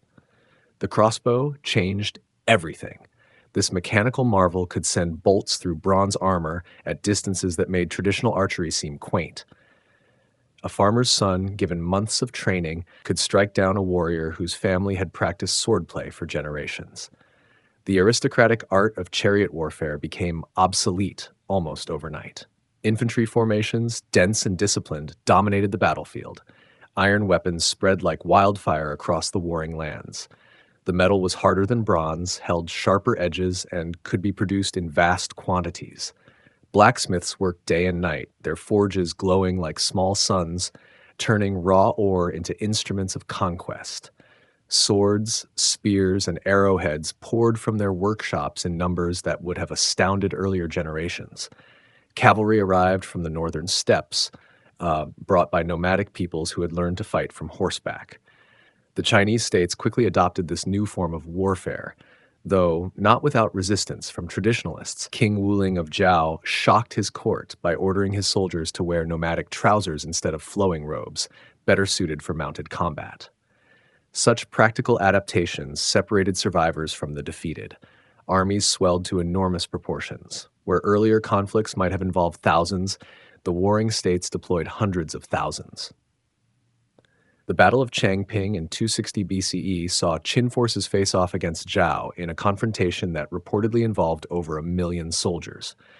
The logistics alone staggered the imagination. Feeding, arming, and moving such masses required bureaucratic skills unknown to previous ages. Siege warfare evolved into a brutal science. Engineers devised catapults that could hurl massive stones over city walls. Sappers tunneled beneath fortifications, collapsing gates and towers. Defenders responded with their own innovations, boiling oil, fire arrows, and ingenious mechanical devices that could sweep attackers from scaling ladders. Cities that had stood for centuries fell to these new methods of destruction. The human cost was staggering. Entire populations fled before advancing armies. Villages emptied as farmers abandoned their fields. Trade routes that had carried goods for generations became too dangerous to travel. The old certainties of life, the seasonal rhythms of planting and harvest, the protection offered by local lords, crumbled beneath the weight of endless conflict. Yet this period of chaos also sparked remarkable innovation. The pressure of constant warfare drove technological advancement at a pace China had never experienced. Military engineers designed better weapons, architects created stronger fortifications, and administrators developed systems to manage ever larger armies. The crucible of conflict forged new capabilities. States began to treat war as a total endeavor requiring every resource. Farmers served not just as potential soldiers, but as the economic foundation that made armies possible. Craftsmen found their skills redirected toward military needs.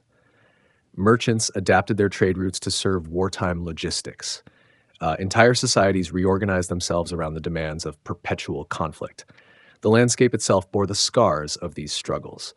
Ancient texts describe battlefields littered with bones, rivers running red, and once fertile lands left barren.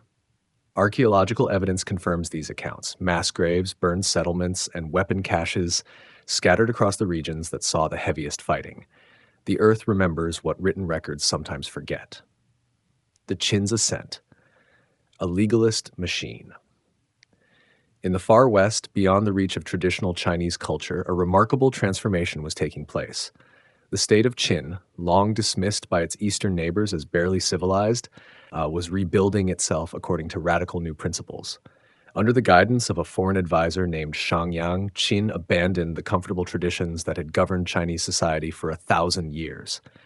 Shangyang arrived in Qin around 356 BCE, carrying ideas that would have horrified Confucian scholars. He believed that human nature was fundamentally selfish and that only strict laws, harshly enforced, could create order. Merit, not birth, should determine status. Agriculture and war, not trade or scholarship, should be the foundations of state power. These concepts would reshape not just Qin, but eventually all of China. The transformation began with land reform. Traditional aristocratic estates were broken up and redistributed. Peasant farmers received their own plots with the understanding that they would serve as soldiers when called upon. This created a new class of citizen soldiers with genuine stakes in the state's success. Their loyalty belonged not to local lords, but to the central government that had given them land. Qin's legal system became its defining characteristic. Laws were written down, posted publicly, and applied equally to all citizens, regardless of rank. Punishments were severe, death for many offenses that other states treated lightly. But the laws were predictable. A merchant knew exactly what would happen if he cheated his customers. A farmer understood precisely what the state expected from him. This certainty, harsh as it was, created a kind of brutal stability. The state divided its population into groups of 5 and 10 families, each responsible for the other's behavior. If one member committed a crime, the entire group faced punishment unless they reported the wrongdoer. This system, called mutual responsibility, created a network of surveillance that made rebellion nearly impossible. Everyone watched everyone else, creating a society where conformity became survival. Agriculture received unprecedented support. The state provided farmers with iron tools, improved seeds, and technical advice. Irrigation projects brought water to previously barren lands. Granaries stored surplus grain against times of scarcity. But this support came with obligations. Farmers owed the state a portion of their harvest and service in its armies. The relationship was transactional, not paternal. Military service became both duty and opportunity. Young men from farming families could rise through the ranks based on performance in battle. Qin's armies rewarded courage and skill, not noble blood. Officers earned their positions by taking enemy heads, a grisly but effective measurement of combat effectiveness. This meritocratic approach created a professional military that fought with unmatched ferocity. The state monopolized certain key industries. Iron production, salt distribution, and major trade goods fell under government control. Private merchants could operate in these areas only as state agents. The profits flowed into the royal treasury, funding further military expansion and infrastructure projects. Economic activity served political goals rather than individual enrichment. Education focused on practical skills rather than philosophical contemplation. Young men learned to read and write, but their curriculum emphasized law, administration, and military tactics. The classics of Zhou literature, with their emphasis on moral cultivation and ritual propriety, were studied less than texts on governance and warfare. Knowledge served the state's needs. Religious practices simplified under legalist influence. Elaborate ceremonies gave way to straightforward rituals that reinforced state authority. Ancestor worship continued, but within limits set by law. Local deities and folk practices faced restrictions if they competed with citizens' loyalty to the government. Spiritual life became another area subject to regulation. The results were impressive and frightening. Within a generation, Qin transformed from a marginal border state into the most formidable military power in China. Its armies moved with precision unknown to enemies still relying on traditional feudal levies. Its government functioned with mechanical efficiency. Its people, whatever they thought privately, obeyed without question. Other states watched Qin's rise with growing alarm. Diplomats reported on the strange society taking shape in the West, a land where peasants fought like professional soldiers, where laws applied even to nobles, where the state's power reached into every village and household. These reports seemed almost incredible to rulers accustomed to the loose, personalized governance of traditional Chinese states. Yet the evidence was undeniable. Qin's borders expanded steadily eastward. Its armies won battle after battle against larger but less disciplined forces. Its economy supported military campaigns that would have bankrupted traditional states. The legalist experiment was succeeding, at least by the harsh measure of survival in an age of total war. The first emperor, Qin Shi Huang. In 259 BCE, a child was born who would become the most consequential figure in Chinese history. Named Yingzheng, he inherited the throne of Qin at 13 and began a conquest that would unite all China under his rule. By the time he declared himself first emperor in 221 BCE, he had achieved what no ruler before him had even attempted, bringing every Chinese state under a single government. The young king's early years shaped his worldview. He witnessed palace intrigue that nearly cost him his throne, survived assassination attempts, and watched his advisors scheme against each other with deadly intensity. These experiences taught him that survival required absolute control. Trust was weakness. Mercy invited rebellion. Only overwhelming power could guarantee security. His armies moved with relentless precision. The state of Han fell first, its defenses crumbling before Qin's disciplined legions. Wei followed, then Chu. Despite that ancient kingdom's vast size and proud history, Zhao and Yan resisted desperately but could not match Qin's military machine. Finally, Qi surrendered without a fight, its rulers recognizing the futility of resistance. Each conquest brought new challenges. The defeated states had their own traditions, laws, and ways of life. Their people spoke different dialects, used different currencies, even built their cart wheels to different widths. The new emperor faced a choice: allow this diversity to continue and risk fragmentation, or impose unity through force. He chose unity. The standardization that followed was breathtaking in scope.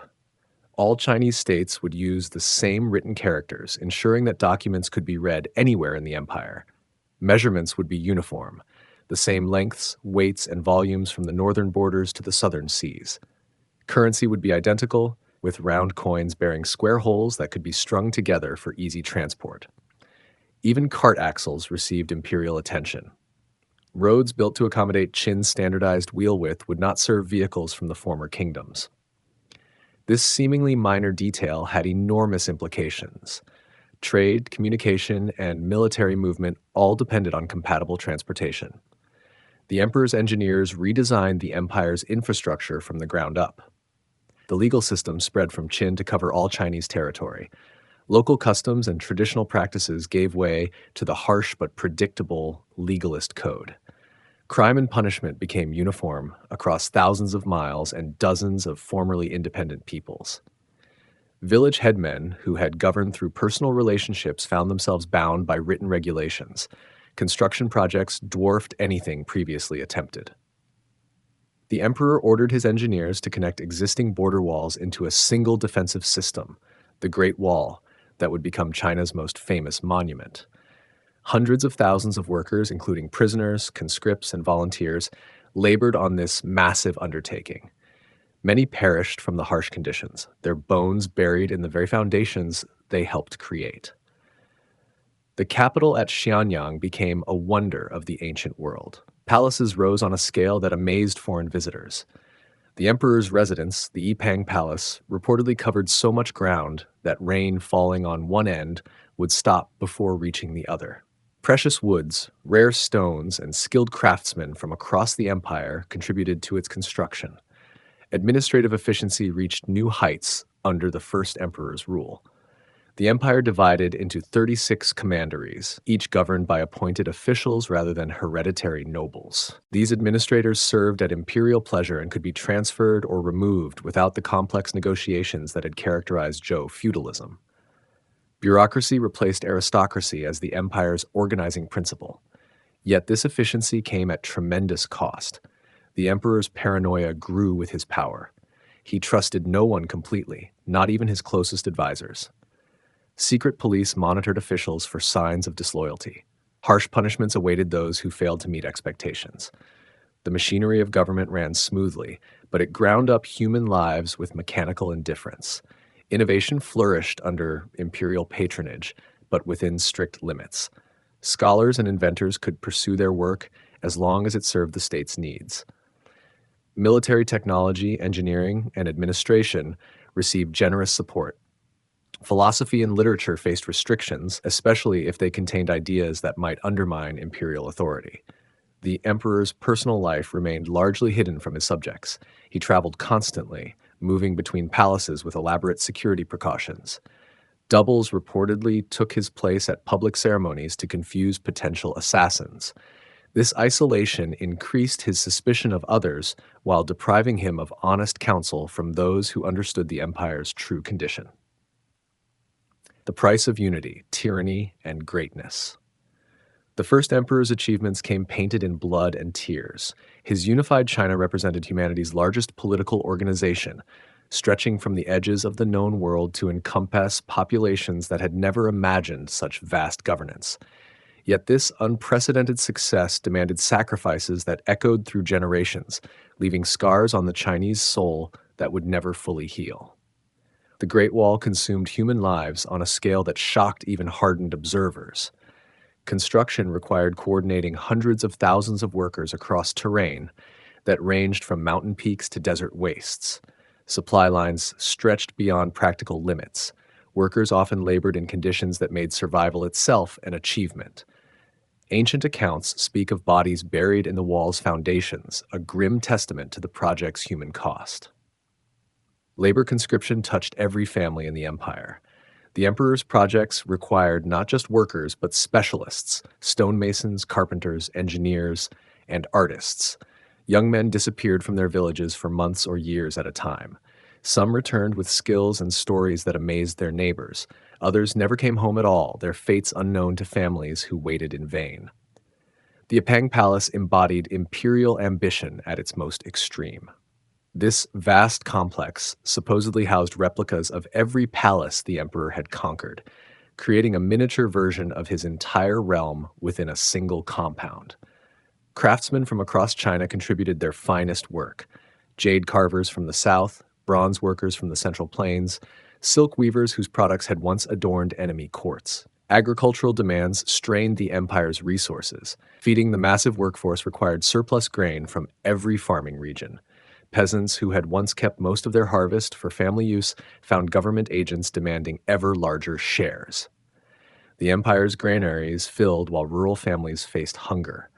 The mathematics of empire required this redistribution, but the human cost was immense. The burning of books represented intellectual tyranny on an unprecedented scale.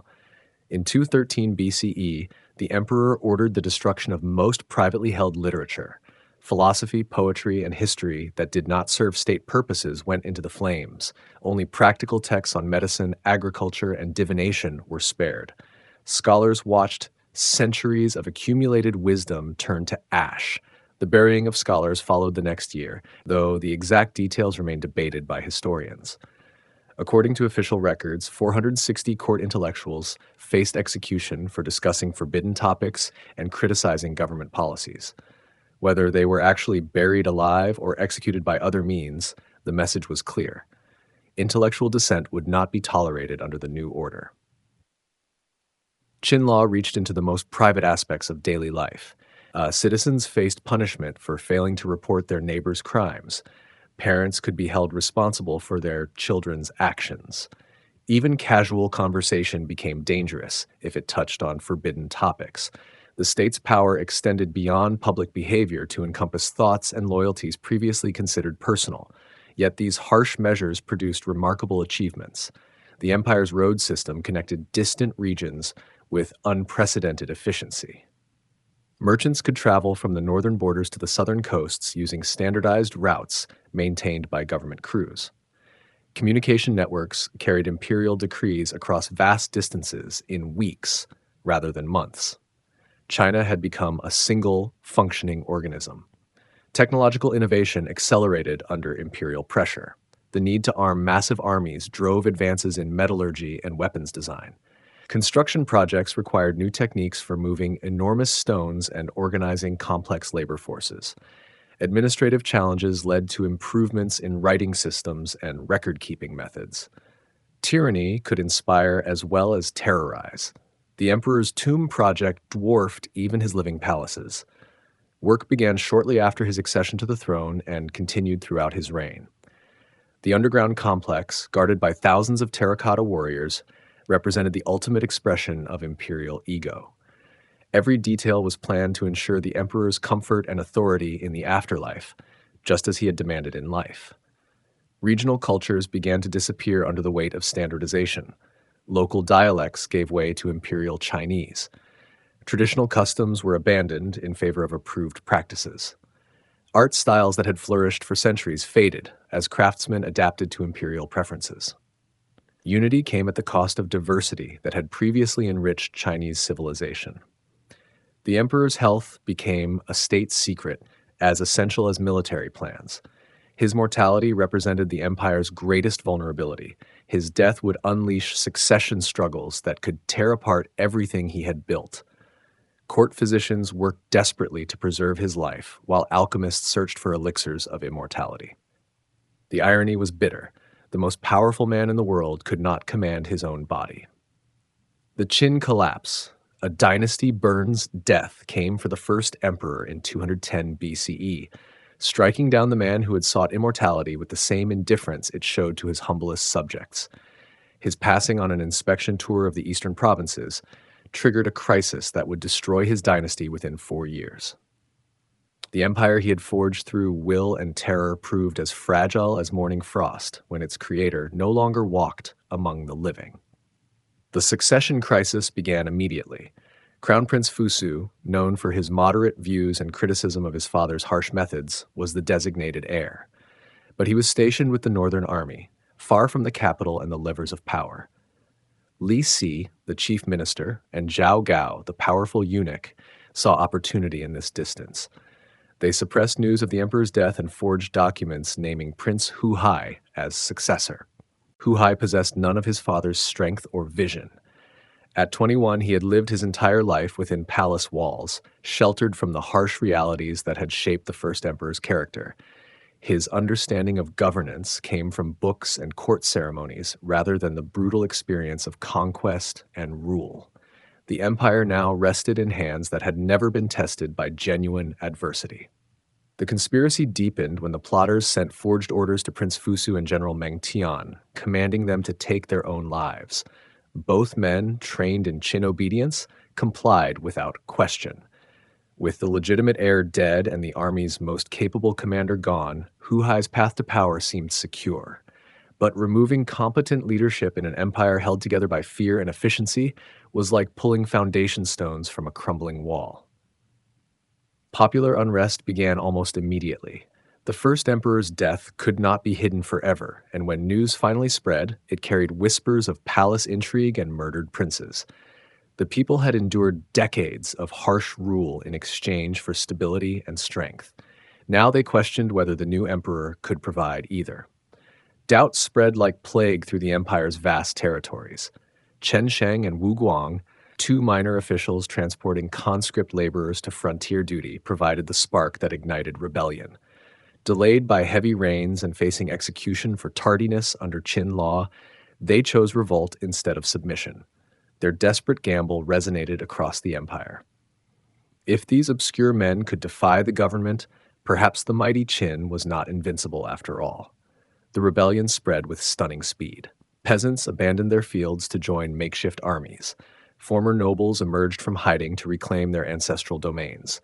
Regional commanders faced impossible choices: remain loyal to a weakening dynasty or join the growing revolt.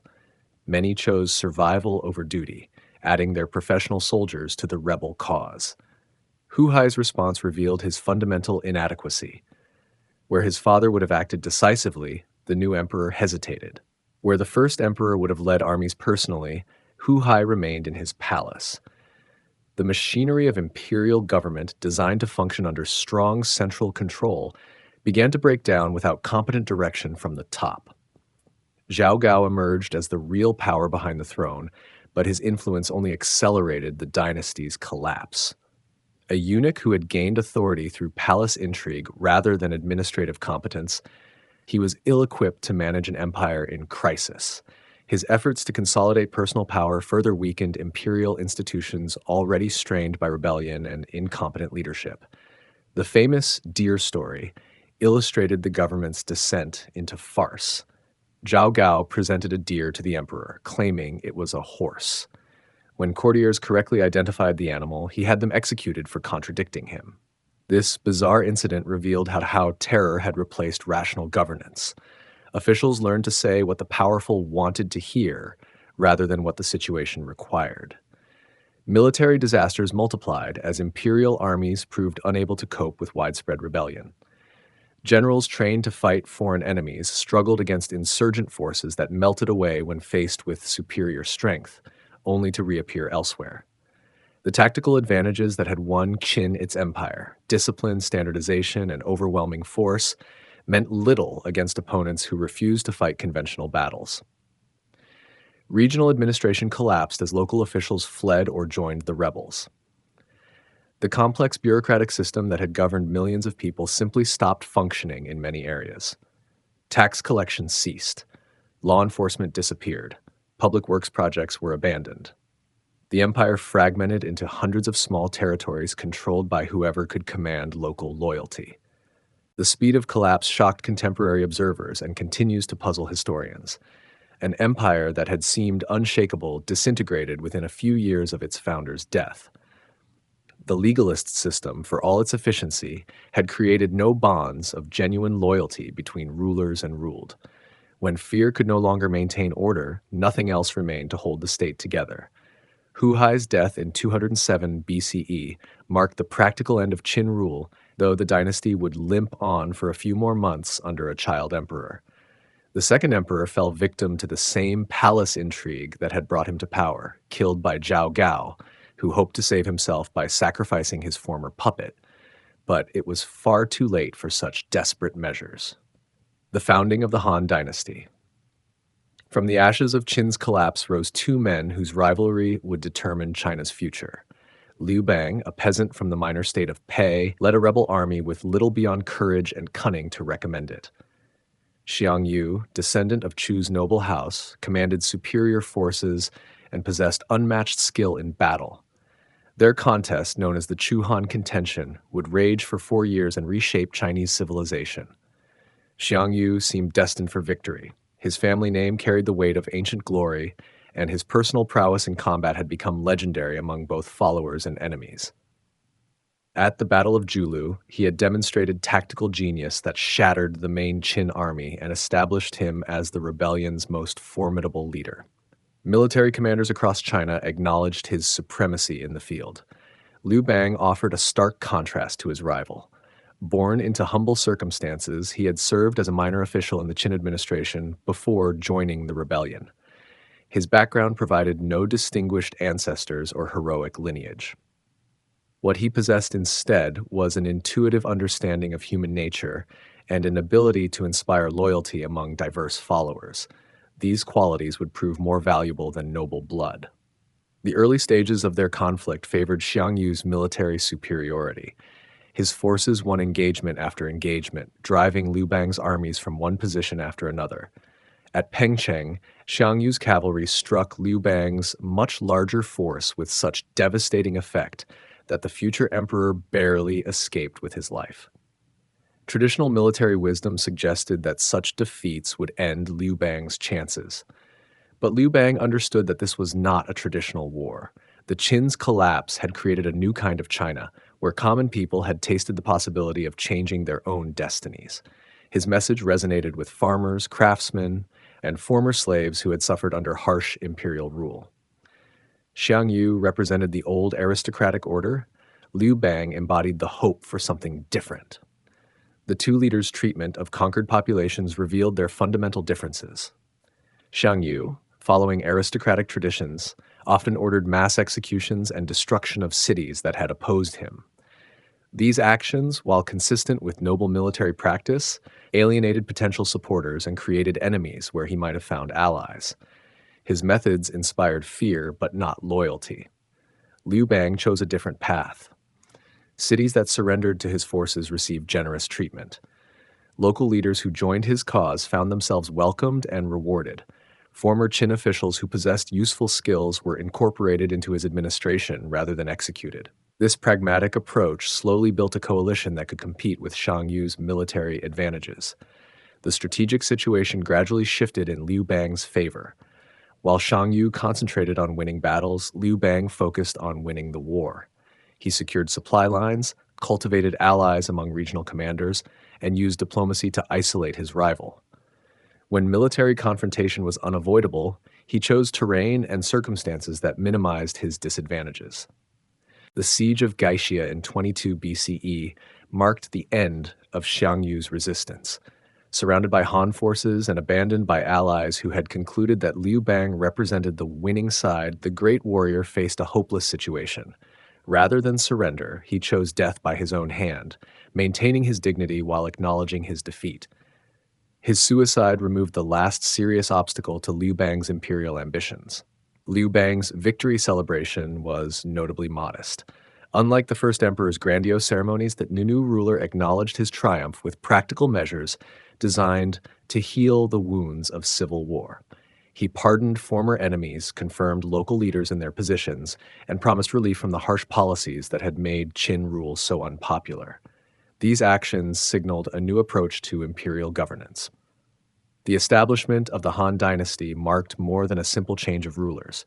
Liu Bang, now Emperor Gaozu, faced the challenge of creating a government that could maintain unity without resorting to Qin's brutal methods. The legalist system had proven effective at building imperial power, but incapable of sustaining popular support. Something new was needed. Gaozu's solution blended elements from multiple traditions. Qin's administrative structure was retained but modified to allow more local autonomy. Confucian ideals of moral governance were given greater emphasis, though practical legalist methods continued behind the scenes. The new dynasty would be strong enough to maintain order, but flexible enough to accommodate the diverse populations that comprised the Chinese Empire. The capital established at Chang'an reflected this balanced approach. While impressive enough to demonstrate imperial power, it avoided the excessive grandeur that had made Qin palaces symbols of oppression. The new emperor lived in comfort, but not in isolation from his subjects. Court ceremonies emphasized dignity rather than terror, accessibility rather than distance. Regional governance required particular attention in the aftermath of civil war. Gaozu initially appointed some loyal supporters as kings of semi autonomous territories, a compromise between central control and local autonomy. This feudal revival proved temporary, but it eased the transition from war to peace while allowing the new dynasty to consolidate its authority gradually. The Han Golden Age, Emperor Wu's reign. 60 years after Liu Bang's victory, the Han dynasty reached its zenith under a ruler whose ambitions would reshape the known world. Emperor Wu, ascending to the throne in 141 BCE at age 15, inherited an empire that had recovered from the chaos of Qin's collapse and grown prosperous through decades of peace. His 54-year reign would transform this secure but insular realm into a cosmopolitan power whose influence stretched from the Korean peninsula to the edges of Persia. The young emperor's court buzzed with intellectual energy, unknown since the burning of Qin's books.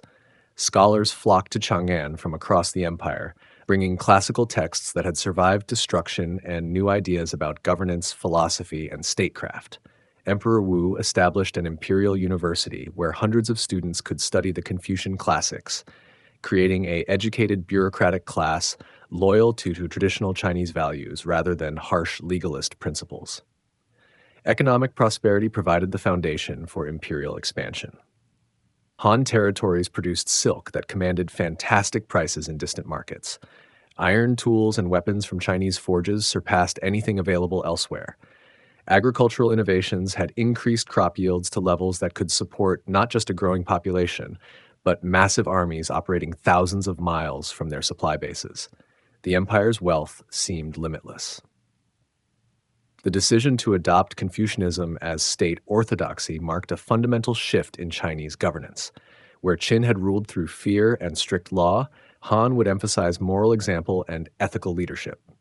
Confucian scholars found themselves welcomed at court after generations of persecution. Their teachings about benevolent rule, family loyalty, and social harmony became the empire's guiding principles, at least in theory. Military campaigns under Emperor Wu dwarfed anything attempted by previous Chinese rulers. His armies pushed north into Korea, establishing commanderies that would survive for centuries. Southern expeditions brought the fertile lands of modern Vietnam under Chinese control. Western campaigns reached deep into Central Asia, bringing Chinese power to oases and mountain passes that had never seen imperial banners. The conquest of the Korean peninsula demonstrated Han military efficiency at its peak. Chinese forces coordinated sea and land attacks that overwhelmed local resistance within months. The establishment of 4 commanderies, Lilang, Linton, Zhenfan, and Xuantu, created a buffer zone against northern nomads while opening new trade routes to the wider world. Korean elites who submitted to Chinese rule found themselves incorporated into the imperial system. Southern campaigns proved more challenging, but equally successful. The subtropical regions below the Yangtze River harbored peoples with different languages, customs, and ways of war. Dense jungles and unfamiliar diseases took heavy tolls on northern armies. Yet Chinese persistence and superior organization eventually prevailed, adding vast territories rich in exotic goods and agricultural potential to the growing empire. The northern frontier presented the greatest challenge and the most significant opportunity. Nomadic confederations, particularly the powerful Xiongnu, possessed mobility and fighting skills that made them formidable opponents. Traditional Chinese defensive strategies had failed repeatedly against these mounted warriors. Emperor Wu chose offense over defense, launching campaigns deep into the steppes to strike nomadic bases directly. These northern campaigns required unprecedented logistical efforts. Supply trains stretched across hundreds of miles of desert and grassland. Cavalry forces trained to match nomadic mobility operated far from traditional infantry support. The costs in men and resources were enormous, but the strategic results justified the expenditure. Chinese power projected into regions that had always been beyond imperial reach. The establishment of military colonies along the northwestern frontier created permanent Chinese presence in Central Asia. These fortified settlements, staffed by veteran soldiers and their families, served multiple purposes: defensive strongpoints, administrative centers, and commercial hubs. They became nuclei around which Chinese civilization could spread into previously alien lands. Emperor Wu's court attracted talent from across the known world. Korean scholars brought their knowledge of local customs and languages. Vietnamese administrators shared their experience with subtropical agriculture. Central Asian merchants provided intelligence about distant lands and peoples. This cosmopolitan environment enriched Chinese culture while extending imperial influence through personal relationships as much as military conquest. The emperor's personal involvement in military planning set him apart from earlier rulers who had governed from palace seclusion. He studied maps, consulted with commanders who had fought in distant territories, and made strategic decisions based on detailed knowledge of conditions thousands of miles away. This hands-on approach inspired confidence among his generals and terror among his enemies. Religious and cultural policies reflected the dynasty's growing confidence and cosmopolitan outlook. Buddhism, arriving from India via Central Asian trade routes, found acceptance alongside traditional Chinese beliefs. Taoist practices flourished under imperial patronage. Foreign gods and customs were studied with curiosity rather than fear, contributing to a rich synthesis of traditions from across the known world. The Silk Road, connecting the world. In 138 BC, a young Chinese diplomat named Zhang Qian departed Chang'an on a mission that would change world history. Emperor Wu had tasked him with reaching the Yuezhi people, nomadic allies who might help counter the threatening Xiongnu Confederation. What Zhang Qian discovered during his 13-year journey was far more valuable than any military alliance, a web of trade routes that could connect China with civilizations beyond imagination. Zhang Qian's odyssey began in disaster. Captured by Xiongnu forces shortly after leaving Chinese territory, he spent 10 years as their prisoner. Yet even in captivity, his observant mind cataloged everything: the nomads' military tactics, their political structures, and most importantly, their trade connections with distant peoples.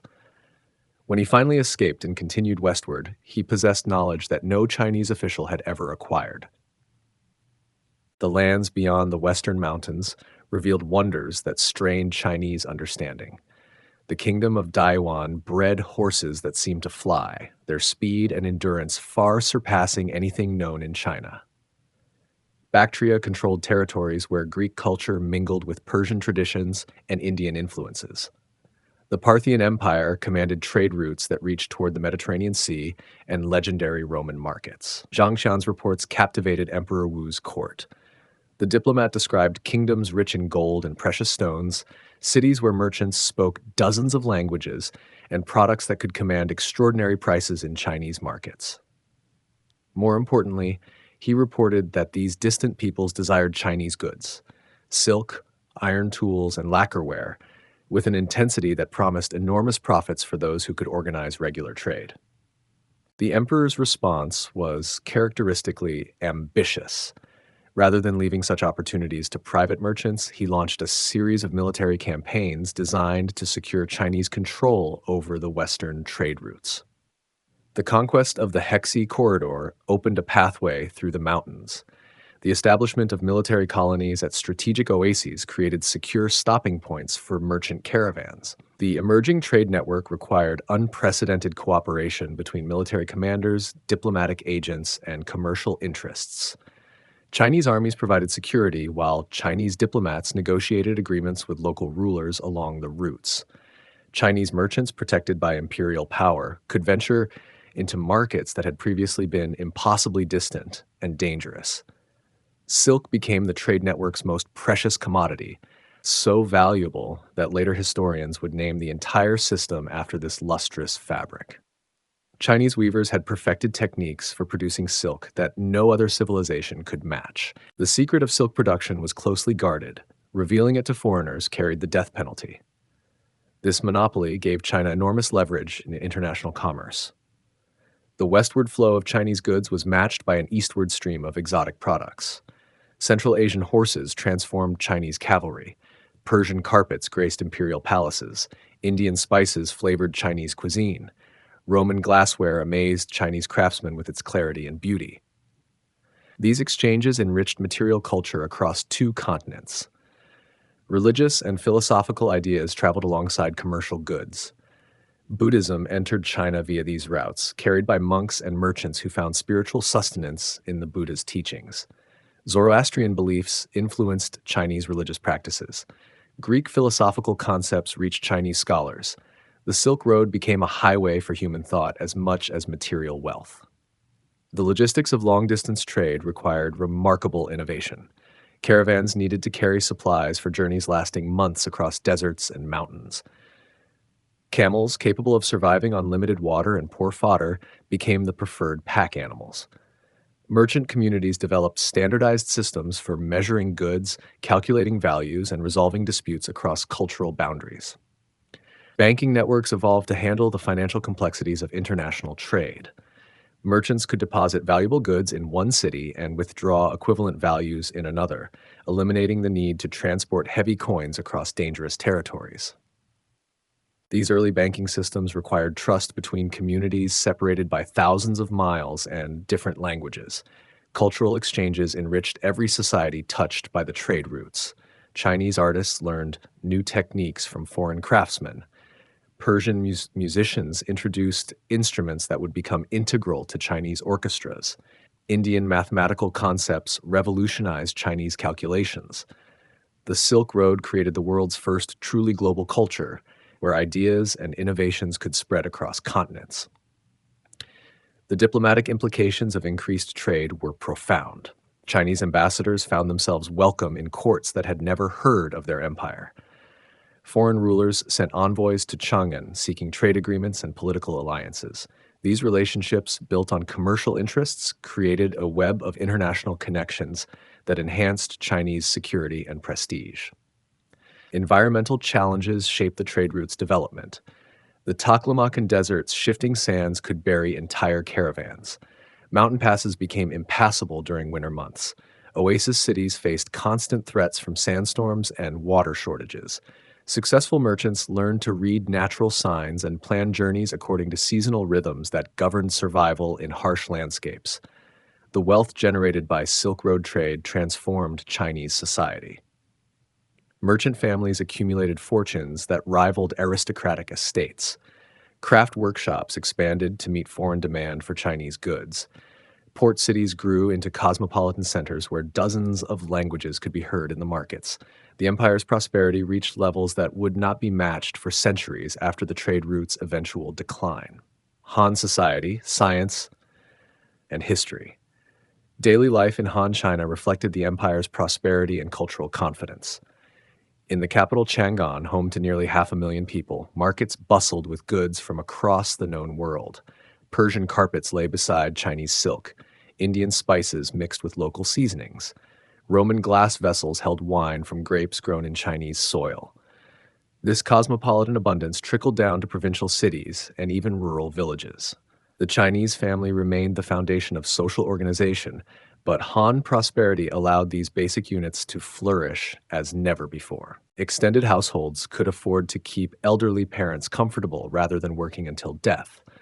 Children received education that prepared them for roles beyond simple farming or craftsmanship. Women, while still confined within traditional limitations, exercised influence through their management of increasingly complex domestic economies.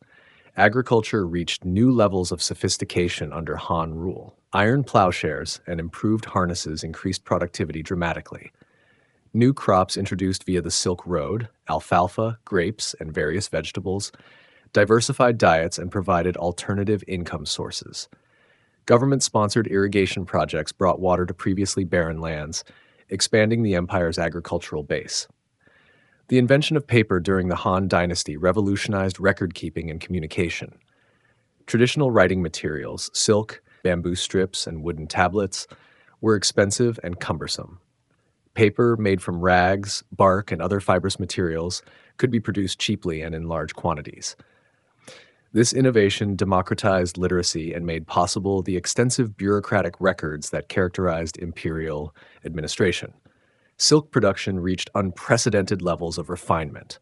Chinese weavers developed new techniques for creating patterns of extraordinary complexity and beauty. Imperial workshops produced fabrics so fine that they seemed to float like mist. The secrets of advanced silk making were closely guarded state knowledge. ensuring China's continued dominance in this lucrative trade. Iron and steel technology advanced significantly during this period. Chinese metallurgists learned to produce steel that was both harder and more flexible than earlier alloys. Agricultural tools made from these improved materials increased farming efficiency. Weapons forged with advanced techniques gave Chinese armies advantages over enemies still relying on inferior metals. The grand historian Sima Qian produced during this era what many consider China's greatest historical work. His records of the grand historian covered Chinese history from legendary times through his own era, establishing patterns of historical writing that would influence scholars for millennia.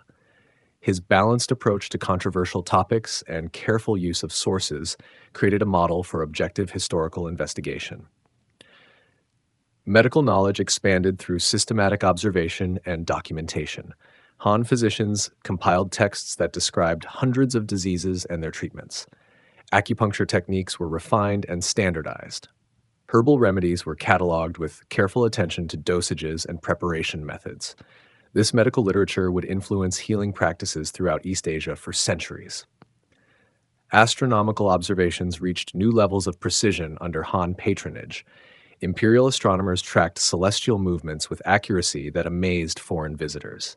They predicted eclipses, calculated calendar reforms, and maintained detailed records of unusual phenomena.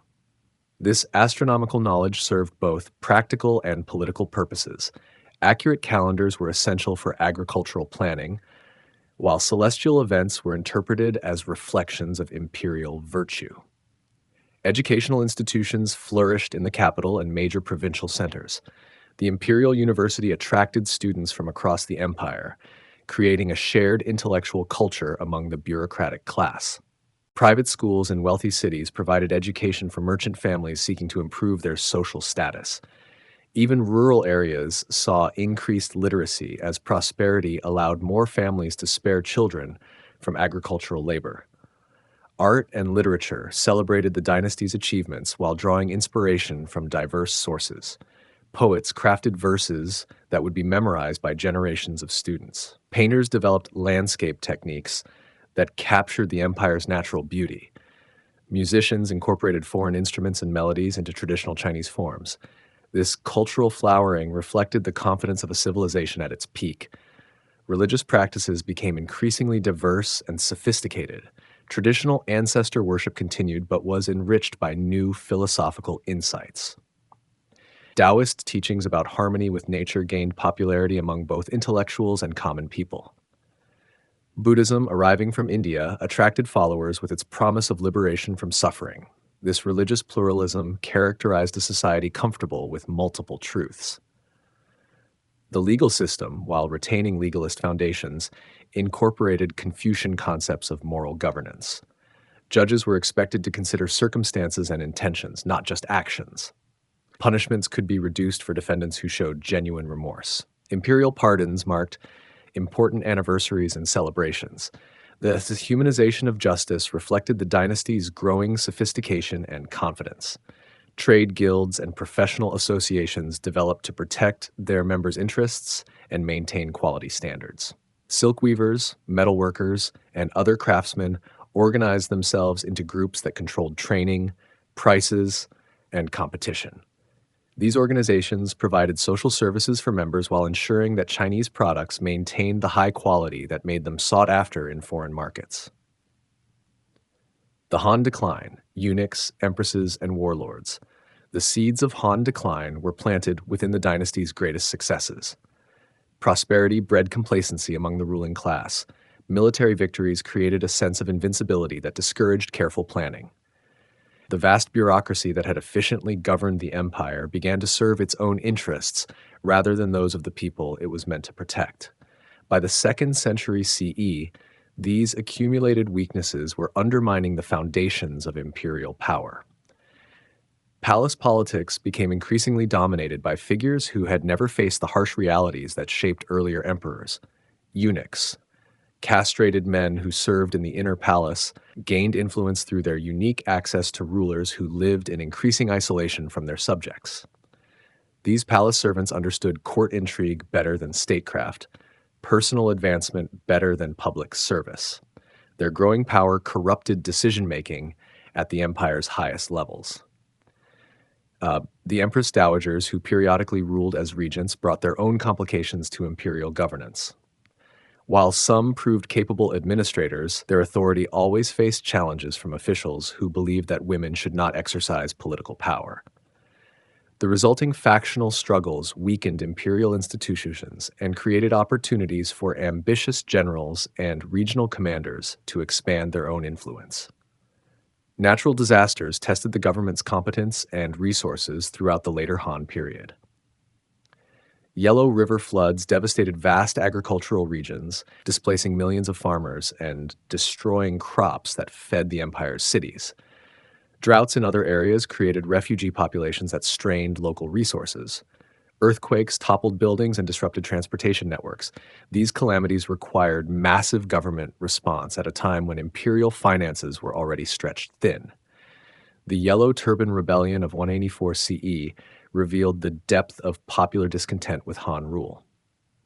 Led by Zhang Jiao, who preached a form of religious Daoism that promised salvation to suffering peasants, this massive uprising engulfed much of northern China.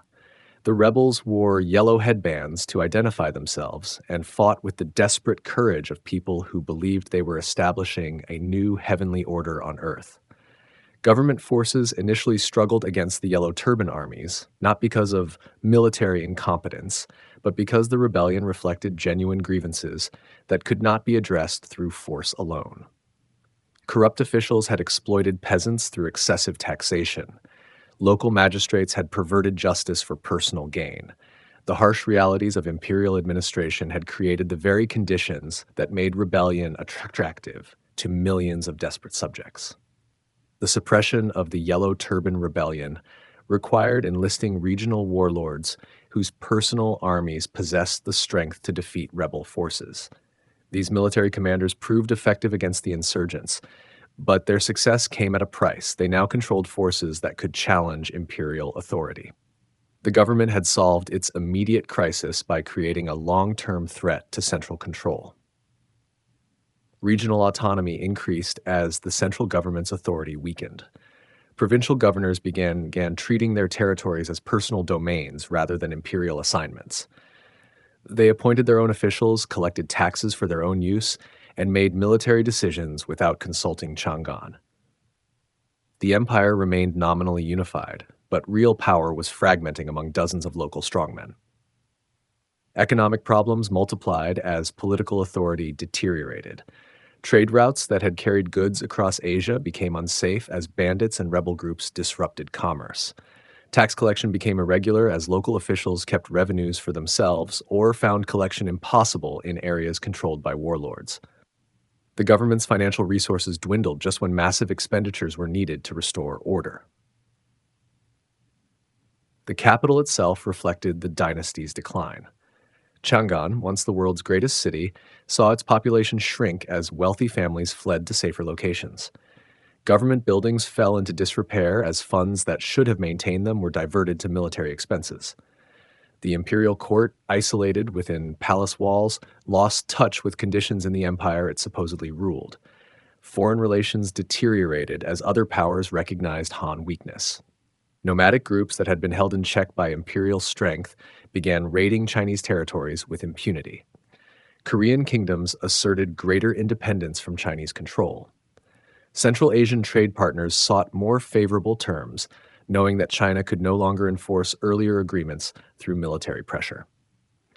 The final Han emperors were largely ceremonial figures, controlled by competing factions that used imperial authority to legitimize their own power struggles.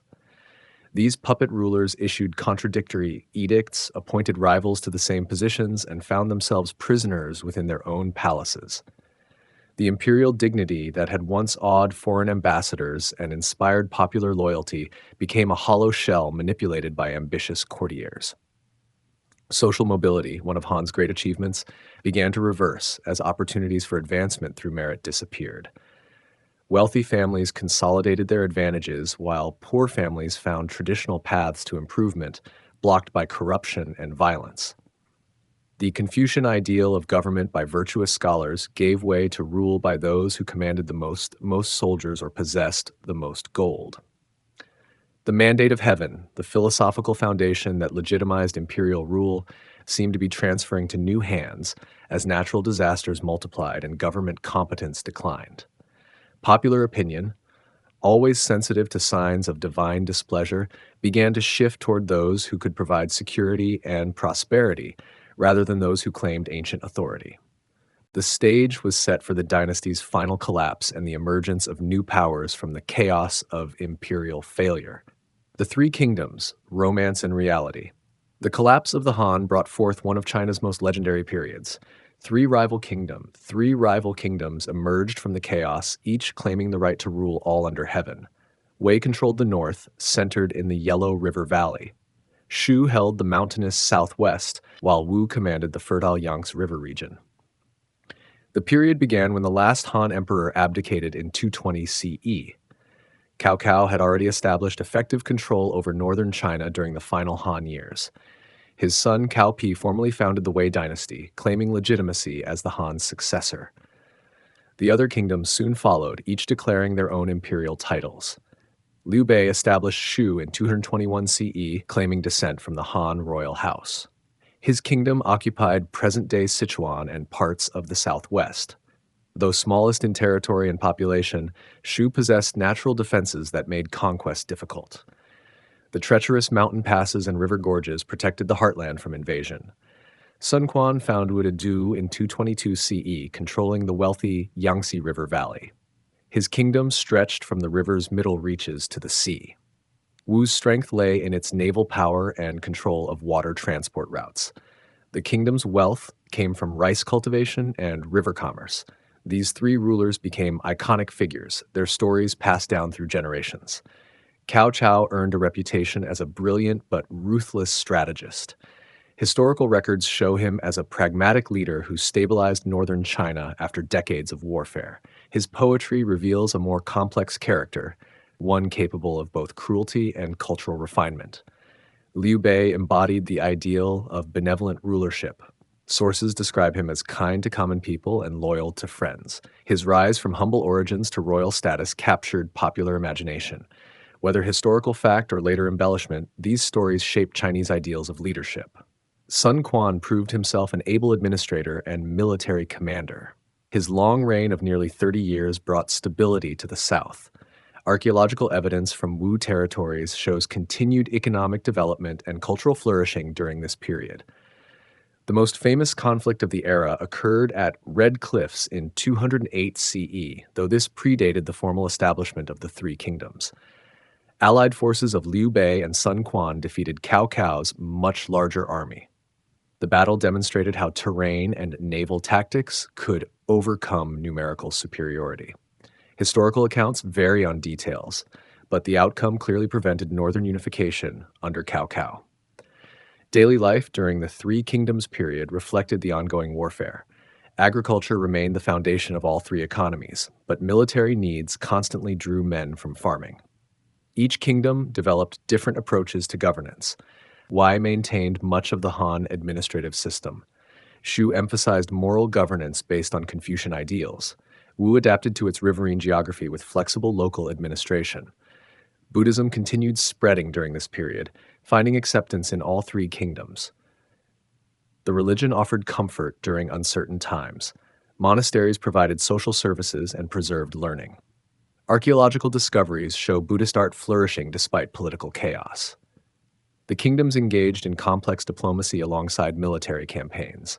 Alliances shifted as rulers sought advantage. Marriage proposals, tribute missions, and prisoner exchanges created a web of relationships across boundaries. These diplomatic practices would influence Chinese statecraft for centuries. Literature and learning persisted despite warfare.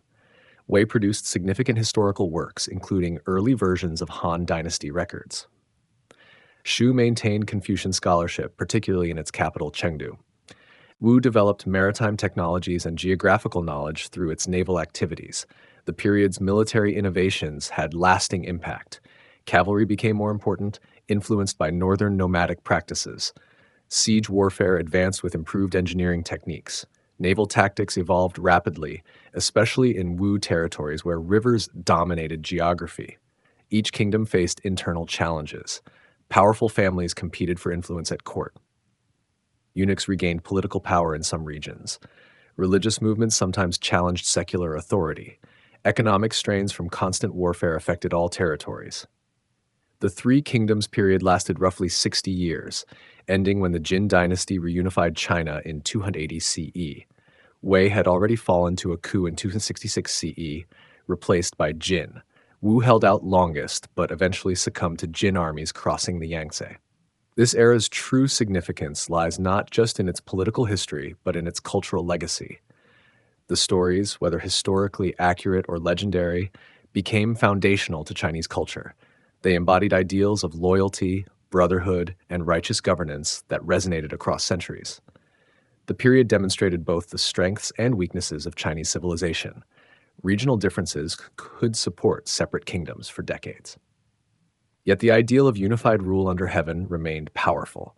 Each kingdom claimed legitimacy based on restoring Han unity, showing how deeply this concept was embedded in political thought. A divided China, the Jin and the 16 Kingdoms. The Jin dynasty's victory over Wu in 280 CE brought brief celebration. After 60 years of division, China was whole again. The first Jin emperor, Sima Yan, had carefully planned the conquest of the last independent kingdom. His forces crossed the Yangtze in multiple locations, overwhelming Wu's defenses through coordinated attacks. Unity proved fragile.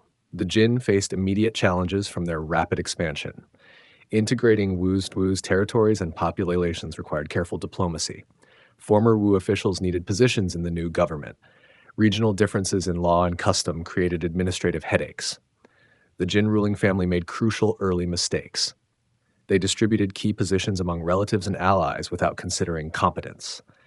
This nepotism created a government more concerned with family interests than effective administration.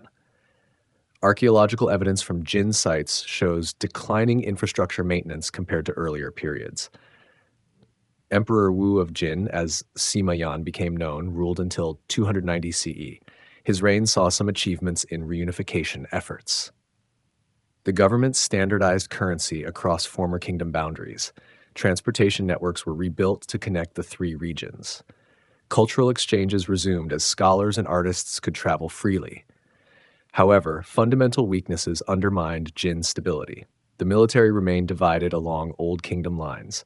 Northern armies retained Wei traditions, while southern forces kept Wu practices. This lack of integration would prove catastrophic when external pressures mounted. The Jin court became notorious for extravagance and moral decay. Historical sources, though possibly exaggerated, describe incredible waste and corruption. Stories tell of officials competing to display wealth while common people suffered from high taxes needed to fund such excess. Succession disputes began almost immediately after Emperor Wu's death. The War of the Eight Princes erupted in 291 CE as imperial relatives fought for control. This civil war devastated northern China and weakened defenses against external threats. Archaeological layers from this period show widespread destruction in urban centers. While Chinese elites fought among themselves, nomadic peoples beyond the northern borders organized and strengthened. The Xiongnu, who had troubled Han emperors centuries earlier, had fragmented and been displaced by other groups. New confederations emerged, pressing against Chinese territories. The 16 Kingdoms period began in 304 CE when Liu Yuan, a Xiongnu leader, declared himself Emperor of Han in the north. His forces quickly overran weakened Jin territories. Other nomadic groups followed this example, establishing kingdoms throughout northern China. These new rulers faced unique challenges. They commanded relatively small populations, trying to control vast territories inhabited mainly by Chinese farmers. Some adopted Chinese governing methods wholesale. Others attempted to maintain nomadic traditions while ruling settled populations. The former Zhao, established by Liu Yuan, exemplified these difficulties. The dynasty claimed legitimacy by connecting itself to the Han tradition, hence the name. But internal conflicts between nomadic and Chinese elements weakened the state from within. The kingdom lasted only until 329 CE, before being conquered by another nomadic dynasty. The later Zhao, founded by Shi Lei, proved more durable. Shile came from humble origins as a captured slave who rose through military skill. His dynasty implemented effective administrative reforms that balanced nomadic leadership with Chinese bureaucratic methods. This flexibility allowed longer stability in a chaotic period. Buddhism played an increasingly important role during this fragmented era. Many nomadic rulers converted to Buddhism, finding it more appealing than Confucianism, with its emphasis on Chinese cultural superiority. Buddhist monasteries provided neutral ground where different ethnic groups could interact peacefully. The monk Fotudeng became advisor to several northern rulers, demonstrating Buddhism's political influence. Historical sources credit him with moderating some rulers' harsh policies. Whether accurate or not, these accounts show how Buddhism was perceived as a civilizing force during turbulent times. Chinese populations in the north faced difficult choices. Some collaborated with nomadic rulers, finding opportunities for advancement. Others fled southward, creating refugee populations that strained southern resources. Many simply endured, continuing farming and crafts under new masters. The Jin court retreated to Jiankang in the south, establishing what historians call the Eastern Jin dynasty. This rump state controlled the Yangtze River Valley and southern territories. Though claiming to represent legitimate Chinese rule, it lacked power to reconquer the north. Southern Chinese culture during the Eastern Jin developed distinctive characteristics. Cut off from northern traditions, scholars and artists created new forms. Landscape painting flourished as artists found inspiration in southern scenery. Poetry evolved with themes of exile and longing for lost northern homelands. The period saw remarkable cultural exchange despite political fragmentation. Buddhist texts translated in the north spread southward. Northern crafts techniques influenced southern artisans. Even warfare led to technological transfers as kingdoms copied each other's innovations. Economic patterns shifted dramatically. The North's agricultural production declined due to constant warfare and population movements. The South became more important economically, though it struggled to support refugees from northern territories. Trade routes adjusted to new political boundaries. By the late 4th century, the 16 Kingdoms period was drawing toward a close. The former Qin, under Fujian, briefly unified most of northern China. This suggested that reunification remained possible despite the ethnic and cultural complexity that had developed. The Northern and Southern Dynasties. The Battle of Fei River in 383 CE shattered dreams of quick reunification. Fujian's massive army, representing the temporarily unified north, suffered crushing defeat at the hands of the smaller Eastern Jin forces. This victory ensured that China would remain divided for nearly 2 more centuries, with profound consequences for Chinese civilization. The defeat led to the former Qin's immediate collapse. Northern China fragmented once again into competing kingdoms, while the Eastern Jin enjoyed temporary security in the south. This division allowed 2 very different Chinese cultures to develop in isolation from each other. Northern dynasties rose and fell with bewildering frequency. The Northern Wei, established by the Tuoba clan of Xianbei nomads, eventually emerged as the dominant force. Unlike previous nomadic rulers who maintained separate identities, the Northern Wei actively pursued Chinese cultural assimilation. Emperor Xiaowen moved the capital from Datong to Luoyang, the ancient seat of Chinese power. The Northern Wei's sinification policies were revolutionary. Officials were required to adopt Chinese names, wear Chinese clothing, and speak Chinese at court. Intermarriage with Chinese families was encouraged. These measures created a hybrid culture that blended nomadic vigor with Chinese administrative sophistication. Buddhism reached unprecedented heights in northern China during this period. The Yonggang grottos, carved into cliffsides near Datong, represent one of world art's greatest achievements. These massive stone sculptures, some reaching heights of over 50 feet, demonstrate the resources devoted to Buddhist projects. Thousands of workers labored for decades to complete these monuments. The Longmen grottos near Luoyang continued this tradition after the capital moved south. Archaeological evidence shows that entire communities supported these projects through donations and labor. Buddhism had become not just a religion, but a unifying cultural force in the ethnically diverse north. Southern dynasties pursued different paths. The Eastern Jin gave way to a succession of short-lived dynasties. Liu Song, Southern Qi, Liang, and Chen. These southern courts maintained traditional Chinese culture with increasing refinement and sophistication. Cut off from northern military pressures, southern elites developed elaborate cultural practices. The southern capital at Jiankong became a center of learning and artistic achievement. The Imperial Academy preserved classical texts that might have been lost in northern warfare. Poetry reached new levels of technical accomplishment, though critics sometimes accused Southern poets of excessive refinement and emotional distance. Aristocratic families dominated Southern politics to an unprecedented degree. The nine-rank system, originally designed to recruit talented officials, became a tool for maintaining elite privileges. Positions passed from father to son regardless of merit. This created a rigid social hierarchy that limited opportunities for common people. Buddhism also flourished in the South, but with different characteristics. Southern Buddhism emphasized philosophical study and artistic expression rather than the monumental architecture favored in the North. Monasteries became centers of learning where classical Chinese texts were preserved alongside Buddhist scriptures. Emperor Wu of the Liang dynasty took Buddhist devotion to extremes. Historical sources describe him donating himself to monasteries multiple times, requiring officials to buy him back with massive payments. While possibly exaggerated, these stories illustrate how deeply Buddhism had penetrated Chinese court culture. Economic differences between North and South became pronounced during this period.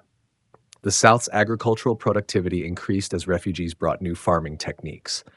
Rice cultivation expanded into previously undeveloped areas. The invention of better plows and irrigation systems boosted yields significantly. The North struggled with population decline and agricultural disruption. Constant warfare destroyed farming infrastructure. Many Chinese farmers fled southward, leaving fields vacant. Nomadic populations often lacked farming skills needed to maintain Chinese agricultural systems. Trade patterns reflected political divisions. The Grand Canal, built during earlier dynasties to connect North and South, fell into disrepair. Regional economies developed independently, with the South increasingly focused on river and sea trade, while the North relied more on overland routes connecting to Central Asia. Military technology evolved differently in each region. Northern armies emphasized cavalry, influenced by nomadic traditions. Heavy armored horsemen became the elite forces of northern kingdoms. Southern armies relied more on infantry and naval forces suited to their riverine geography. Cultural exchange continued despite political division. Buddhist pilgrims traveled between regions, carrying texts and artistic influences. Merchants found ways to cross boundaries, bringing goods and ideas. Marriage alliances sometimes connected northern and southern ruling families. The period produced remarkable literary achievements. The literary anthology compiled during the Liang dynasty preserved centuries of Chinese poetry. Historical works like the Book of Wei documented the complex political developments of the era. These texts provide invaluable sources for understanding this complicated period. Technological innovations continued in both regions. The South developed better techniques for silk production and porcelain manufacture. The North advanced metallurgy and military engineering. Agricultural tools improved gradually, allowing more intensive farming methods. Religious Daoism experienced significant development during the Northern and Southern dynasties. The South became a center for Taoist scholarship and alchemical experiments. Mount Mao emerged as a major pilgrimage site. Taoist temples competed with Buddhist monasteries for imperial patronage. By the late 6th century, conditions were developing that would eventually allow reunification. The North had achieved greater political stability under the Northern Zhou dynasty. The South had preserved Chinese cultural traditions and maintained economic prosperity. The stage was set for a new dynasty to bridge these divisions and restore Chinese unity. Reunification, the short-lived Sui dynasty. Yang Jian seized power in 581 CE through a palace coup that ended the Northern Zhou dynasty. Taking the imperial title as Emperor Wen of Sui, he inherited control over northern China at a moment when reunification seemed possible. The southern Chen dynasty had grown weak through court intrigue and military neglect, while the north had finally achieved political stability. Emperor Wen spent 7 years consolidating northern territories before launching his southern campaign. This preparation proved crucial to his success. The Sui implemented administrative reforms that standardized government across former kingdom boundaries. Currency was unified, legal codes were harmonized, and a new capital was constructed at Daxingcheng, later known as Chang'an. The conquest of the south in 589 CE required careful planning. Sui armies approached along multiple routes, preventing the Chen from concentrating their defenses. Naval forces descended the Yangtze River while land armies crossed at several points. The campaign's speed surprised contemporaries, with organized resistance collapsing within months. Chen Shubao, the last Chen emperor, became a symbol of southern decadence. Historical sources describe him as more interested in poetry and palace entertainments than governance. Whether accurate or propaganda, these accounts served Sui purposes by justifying the conquest as necessary reform of corrupt rule. Reunification brought immediate challenges. The South had developed distinct administrative practices during centuries of separation. Local officials needed integration into Sui systems without alienating regional populations. Economic differences required careful management to prevent disruption of vital trade networks. Emperor Wen proved an able administrator during peacetime. Archaeological evidence shows extensive infrastructure projects throughout the empire. Roads were rebuilt to connect formerly separate regions. Irrigation systems were expanded to increase agricultural productivity. Granaries were constructed to store surplus grain against future famines. The emperor's personal character shaped early Sui policies. Unlike many rulers of the period, he maintained relatively modest court expenses. Palace construction, while substantial, did not reach the extremes of later dynasties. Officials were selected based more on merit than family connections, at least initially. Buddhism received continued imperial support, but with some restrictions. The Sui standardized Buddhist practices across the empire, reducing regional variations that had developed during the division period. New monasteries were built, but under closer government supervision than in previous dynasties. Confucian education experienced revival under Sui patronage. The imperial examination system was restored and expanded, providing new opportunities for social advancement.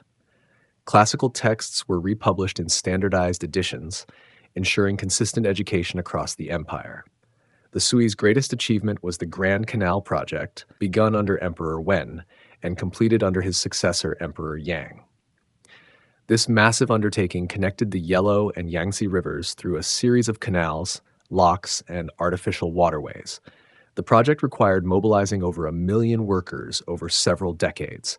The canal's construction demonstrated both Sui capabilities and the dynasty's fatal flaw. Engineering achievements were remarkable, with sophisticated lock systems allowing boats to traverse elevation changes. Archaeological remains show the high quality of construction that allowed the canal to function for over 1,000 years.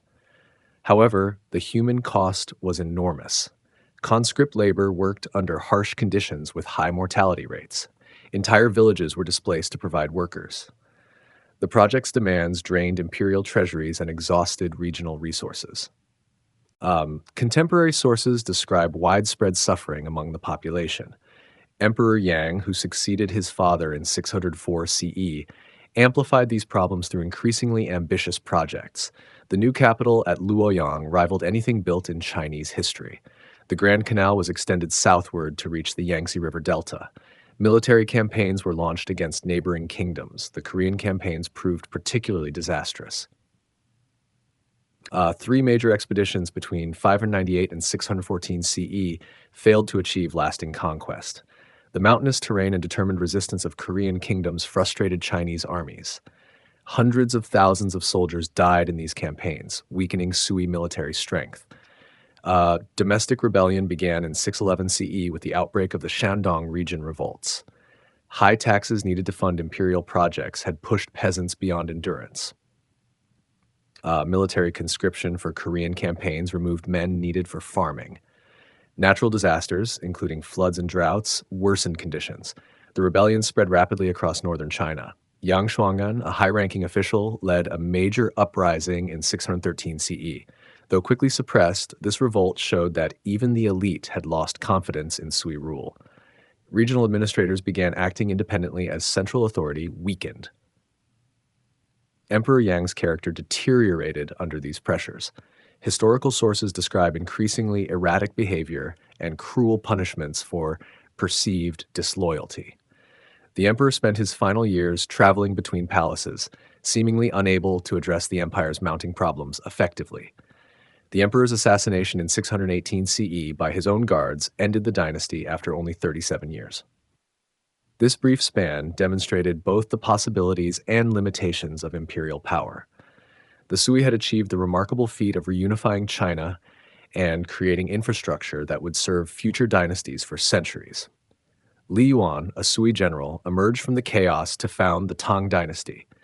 The new rulers inherited Sui achievements while learning from Sui mistakes. The Grand Canal continued operating, connecting regions in ways that made future division more difficult. Administrative systems developed under the Sui provided foundations for Tang governance. The Sui legacy extended beyond infrastructure and administration. The dynasty proved that reunification was possible after centuries of division. Future rulers would study Sui methods, both successful and failed, when planning their own campaigns. The brief Sui period thus served as a crucial bridge between China's divided past and unified future. The glorious Tang dynasty, a cosmopolitan empire.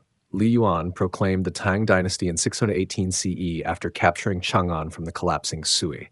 Taking the title Emperor Gaozu, he faced the enormous task of establishing legitimacy while ending the rebellions that had destroyed his predecessor. The new dynasty's early success depended on learning from Sui mistakes while preserving its achievements.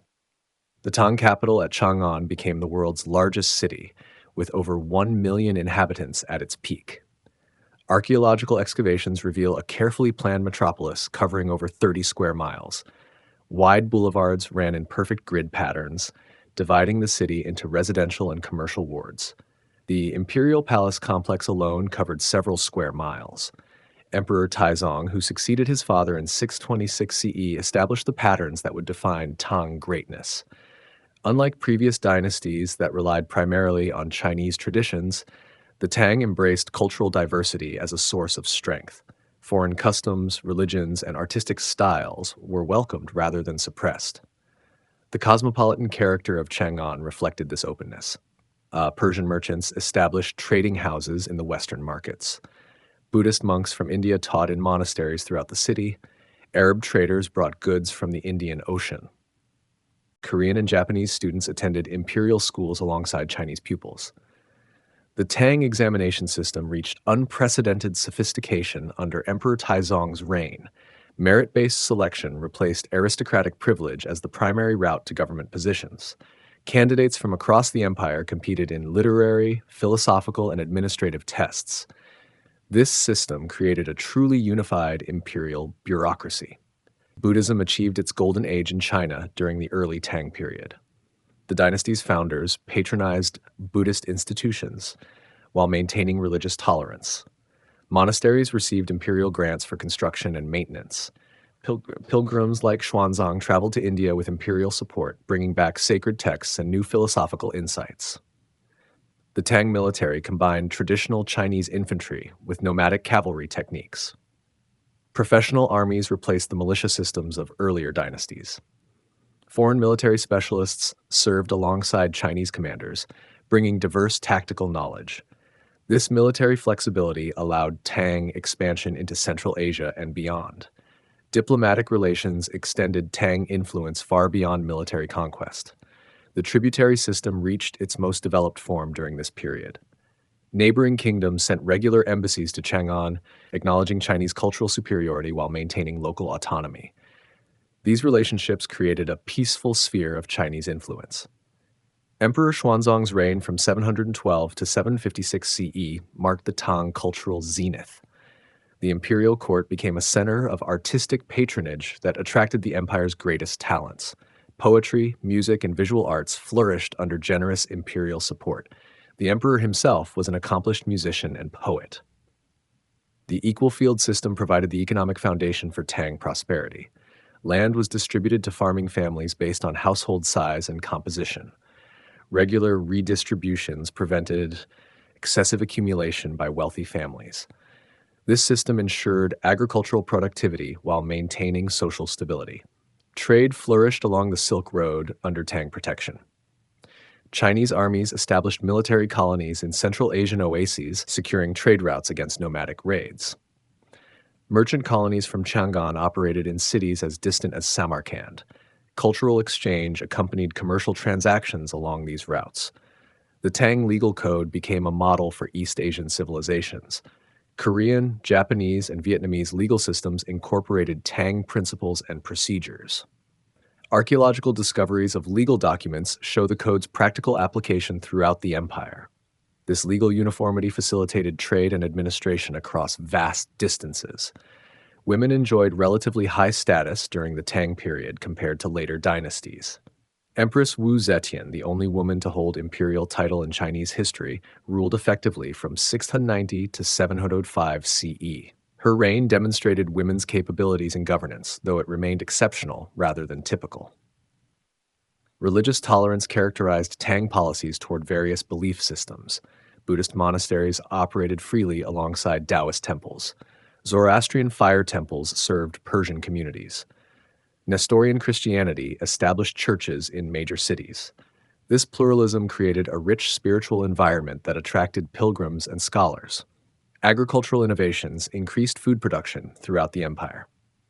New crop varieties were introduced from foreign regions. Improved plowing techniques and irrigation systems boosted yields. The Grand Canal, inherited from the Sui, efficiently transported surplus grain from productive southern regions to consumption centers in the north. The Tang cultural influence spread far beyond Chinese borders. Korean and Japanese artistic styles showed strong Tang influence. Vietnamese architecture incorporated Tang design elements. Central Asian kingdoms adopted Chinese administrative practices. This cultural diffusion created lasting connections across East Asia. Poetry reached its greatest heights during the Tang period. Li Bai's romantic verses and Du Fu's social commentary established standards that later poets would struggle to match. The imperial examination system encouraged literary composition, creating a large educated class familiar with classical poetry forms. Scientific and technological advancement continued under Tang patronage. Woodblock printing was perfected, allowing wider distribution of texts. Astronomical observations were systematically recorded. Medical knowledge advanced through contact with Indian and Persian traditions.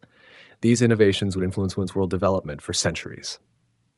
The Tang dynasty's cosmopolitan spirit and cultural achievements created a model of imperial greatness that influenced Chinese political thinking for over 1,000 years. Future dynasties would measure themselves against Tang standards, though none would match its unique combination of military power, cultural sophistication, and international openness. The Golden Age of Culture, Tang poetry and art. The Tang dynasty's cultural achievements reached heights that Chinese civilization would never again match. Poetry, in particular, became so refined during this period that later dynasties considered Tang poets as unsurpassable masters. The imperial court's patronage, combined with the dynasty's cosmopolitan character, created ideal conditions for artistic flowering. Li Bai emerged as perhaps China's greatest romantic poet. Historical records show he lived from 701 to 762 CE, though many details of his life remain legendary. His poetry celebrated wine, friendship, and the beauty of natural landscapes with unprecedented emotional intensity. Archaeological discoveries of Tang-era wine cups suggest his reputation for drinking was well-founded. Du Fu, Li Bai's contemporary, took a more serious approach to poetry. His verses documented the social problems and political upheavals of his time with remarkable precision. Modern historians rely on Du Fu's poems as historical sources, since they provide intimate glimpses of daily life during the mid-Tang period. His work demonstrated poetry's capacity for social commentary. Wang Wei represented a third major tradition in Tang poetry. His verses combine Buddhist philosophical insights with precise observations of natural beauty. Archaeological excavations of his estate outside Chang'an reveal gardens designed to match his poetic descriptions. The integration of poetry with landscape design became a lasting Chinese artistic tradition. The imperial examination system contributed significantly to poetry's development. Literary composition formed a crucial part of the tests that determined government careers. This created a large, educated class familiar with poetic forms and techniques. Even unsuccessful candidates often achieved recognition through their poetry, creating alternative paths to fame and influence. Buddhist art reached unprecedented sophistication during the Tang period. The Longmen Grotto's continued development begun during earlier dynasties, with new caves showing distinctly Tang stylistic elements. Archaeological analysis reveals improved carving techniques that allowed more detailed facial expressions and flowing garment designs. The Dunhuang caves in western China preserved Tang Buddhist art in exceptional condition. Desert conditions protected paintings and sculptures from decay that destroyed similar works in more humid regions.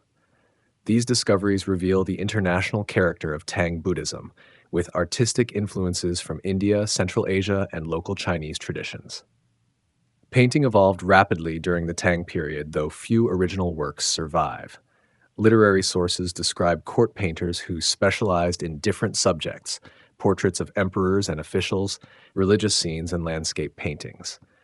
The Tang Emperor Xuanzong was himself an accomplished painter, encouraging artistic development through personal example. Figure painting reached particular heights during the Middle Tang period. Court painters developed techniques for depicting human forms with unprecedented realism. Archaeological discoveries of Tang tomb paintings show the high quality achieved by even provincial artists. These works provide valuable glimpses of Tang clothing, customs, and social relationships. Music and dance received extensive imperial patronage. The Tang court maintained elaborate musical establishments with performers from across the known world. Korean and Japanese court music traditions preserved Tang musical forms that were later lost in China itself. Archaeological discoveries of musical instruments confirm the international character of Tang court entertainment. The pipa, a stringed instrument imported from Central Asia, became particularly associated with Tang music. Poems frequently mention pipa performances at court banquets and private gatherings. The instrument's foreign origins reflected the cosmopolitan character that distinguished Tang culture from more insular earlier periods. Dance performances combined Chinesians with foreign influences in sophisticated new forms. Archaeological evidence from Tang tombs includes dancing figurines that demonstrate costume and movement styles. Persian and Central Asian dance elements were adapted to Chinese aesthetic preferences, creating hybrid forms unique to the Tang period. Calligraphy continued developing as a high art form during the Tang period. Master calligraphers like Yan Zhengqing established new styles that balanced power with elegance. Archaeological discoveries of Tang inscriptions show the widespread appreciation for fine writing throughout the empire. Calligraphy competitions became popular court entertainments. Sculpture achieved remarkable technical sophistication during the Tang period. Buddhist statues demonstrated mastery of both monumental and intimate scales. Archaeological excavations have recovered thousands of Tang ceramic figurines that provide detailed information about contemporary clothing, hairstyles, and social customs. The famous Tang horses, ceramic sculptures placed in elite tombs, exemplify the period's artistic achievements. These figures demonstrate detailed knowledge of horse anatomy combined with artistic stylization. Chemical analysis reveals sophisticated glazing techniques that produced brilliant colors still vivid after more than 1,000 years. Metalwork and jewelry reached new levels of refinement during the Tang period. Archaeological discoveries from Tang tombs include gold and silver vessels of extraordinary complexity. These works show influences from Persian and Central Asian traditions adapted to Chinese aesthetic preferences. Textile production achieved remarkable sophistication during the Tang period. Silk weaving techniques advanced to produce fabrics of unprecedented complexity and beauty. Archaeological preservation of Tang textiles in desert conditions reveals intricate patterns and brilliant colors that demonstrate the high skill of contemporary weavers. The integration of various artistic traditions created a distinctly Tang aesthetic that balanced sophistication with accessibility. Court arts influenced popular culture throughout the empire, while regional traditions contributed to metropolitan developments. This cultural synthesis would influence Chinese artistic development for centuries to come. Literary criticism emerged as a distinct field during the Tang period. Scholars developed systematic approaches to evaluating poetry and prose that influenced literary standards throughout East Asia. Archaeological discoveries of Tang literary manuscripts show the careful attention given to textual accuracy and aesthetic refinement. The Tang cultural golden age established standards that later dynasties would struggle to match. The combination of imperial patronage, cosmopolitan influences, and individual genius created achievements that remained unequaled in Chinese history. These cultural developments would influence East Asian civilization for over 1,000 years. The An Lushan Rebellion and Tang Decline.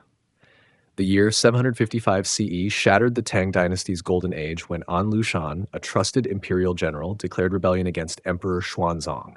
This devastating conflict would transform Chinese civilization, ending the cosmopolitan openness that had characterized the early Tang period and beginning a long decline that would eventually destroy the dynasty. And Lushan represented the contradictions within Tang society. Born to a Sogdian father and Turkic mother, he embodied the multicultural character that had strengthened the early Tang.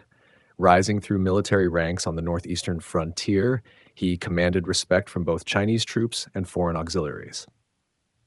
His rebellion demonstrated how cultural diversity could become a source of instability. The rebellion's immediate causes lay in court politics during Emperor Xuanzong's later years. The emperor's infatuation with consort Yang Guifei led to neglect of government affairs. Her relatives gained powerful positions without merit, creating resentment among established officials. And Lushan exploited these tensions while building his own power base in the northeast. Archaeological evidence shows the rebellion's devastating impact on Tang territories. Urban sites from this period contain destruction layers indicating widespread warfare. Population records suggest massive casualties, with some regions losing half their inhabitants through death or displacement.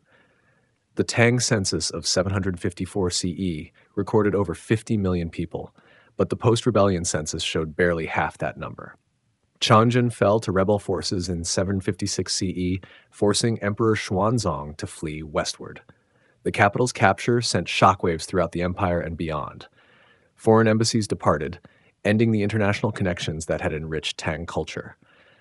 Archaeological excavations show hasty burials and abandoned buildings from this traumatic period. The emperor's flight to Sichuan became legendary through later literary treatments. Historical sources describe the difficult journey through mountain passes, with imperial luxuries abandoned along the way. The forced execution of Yang Guifei at Mawei Station symbolized the end of the Golden Age's carefree magnificence. Crown Prince Li Heng established a rival court at Lingwu, taking the title Emperor Suzong. This division of imperial authority complicated military responses to the rebellion. Archaeological evidence from both courts shows reduced material culture compared to earlier Tang periods, reflecting the dynasty's weakened condition. The Tang eventually suppressed the rebellion through foreign military assistance. Uyghur cavalry from Central Asia played crucial roles in recapturing Chang'an and Luoyang. Arab troops also provided support, though their effectiveness remains debated. These foreign interventions came at enormous cost, both financial and cultural. Regional military governors, known as jiedushi, gained unprecedented power during the crisis. Originally appointed to coordinate defense against the rebellion, they retained semi-independent authority after order was restored. Archaeological evidence from their territories shows local coin minting and construction projects that bypassed central approval. The rebellion's suppression in 763 CE brought no return to previous glory. The central government lacked resources to reassert full control over provincial governors. Tax collection became irregular as local strongmen retained revenues for their own purposes. The equal field system collapsed as land was concentrated in fewer hands. Buddhism's political influence increased during the post-rebellion period, but this created new problems. Monasteries accumulated vast landholdings exempt from taxation. The Dharani pillars erected during this period demonstrate Buddhist wealth, but they also show resources diverted from productive uses. The capital, Chang'an, never recovered its former magnificence. Archaeological evidence shows entire districts abandoned after the rebellion. Foreign quarters that had housed Persian, Arab, and Central Asian communities remained largely empty. The cosmopolitan character that had defined Tang greatness disappeared permanently. Economic changes reflected the dynasty's transformation. The Grand Canal continued operating, but under different management systems. Regional governors controlled key sections, using them to strengthen their own territories rather than serve imperial needs. Archaeological discoveries of Tang coins showed debasement beginning during this period. Cultural production continued, but with changed character. Poetry of the later Tang period reflected themes of loss and nostalgia rather than the confident celebration of earlier times. Du Fu's later works documented the rebellion's human cost with devastating precision. Li Bai died during this period, symbolically ending the golden age of poetry. Military organization never returned to pre-rebellion effectiveness. Professional armies were replaced by militia systems that proved less reliable in major conflicts. Foreign military techniques that had strengthened Tang forces were abandoned as xenophobia increased following the rebellion's foreign connections. The tributary system that had extended Tang influence across East Asia weakened considerably. Korean and Japanese embassies became irregular as the Tang court struggled with domestic problems. Central Asian kingdoms established direct relationships with other powers, reducing Chinese influence in these strategic regions.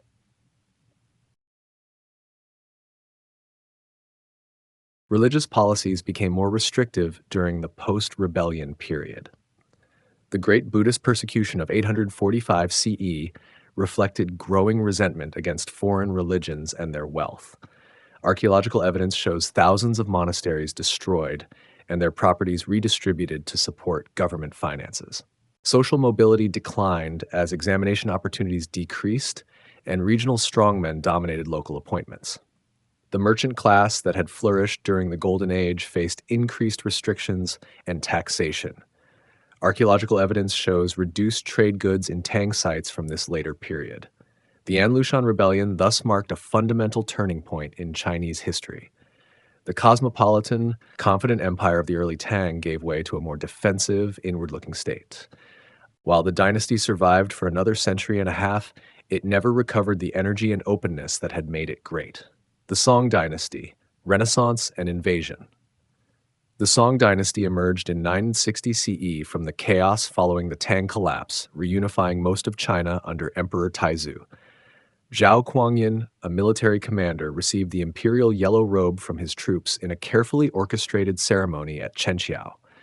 This peaceful transition contrasted sharply with the violent upheavals that had characterized the preceding 5 dynasties period. The new dynasty faced immediate challenges from powerful neighbors. The Liao dynasty, established by the Khitan people, controlled the traditional Chinese heartland around modern Beijing. The Western Xia kingdom dominated the northwest corridors. These foreign-ruled territories forced the Song to accept a smaller geographical footprint than previous unified dynasties. Emperor Taizu implemented crucial military reforms to prevent future rebellions. Regional armies were broken up and rotated regularly to prevent local loyalties. The Imperial Guard was strengthened while provincial forces were weakened. Archaeological evidence from Song military sites shows standardized weapons and equipment, indicating centralized control over military production.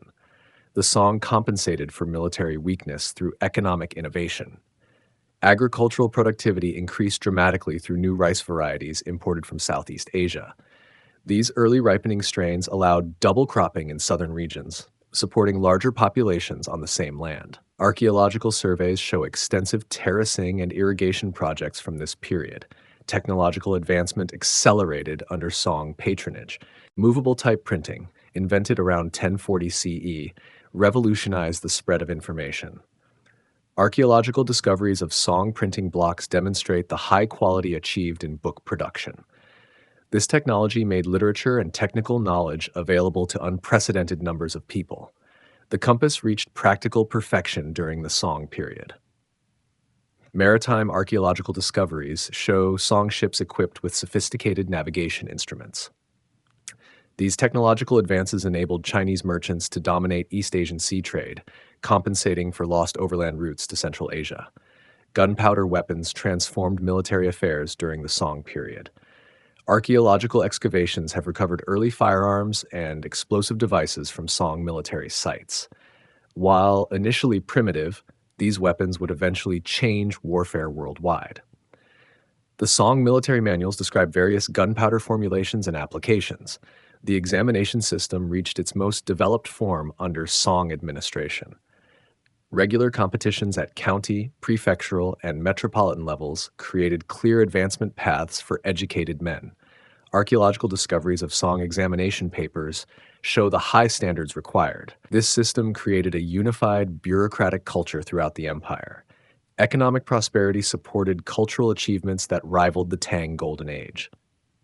Song poetry, while different in style from Tang masters, achieved remarkable sophistication.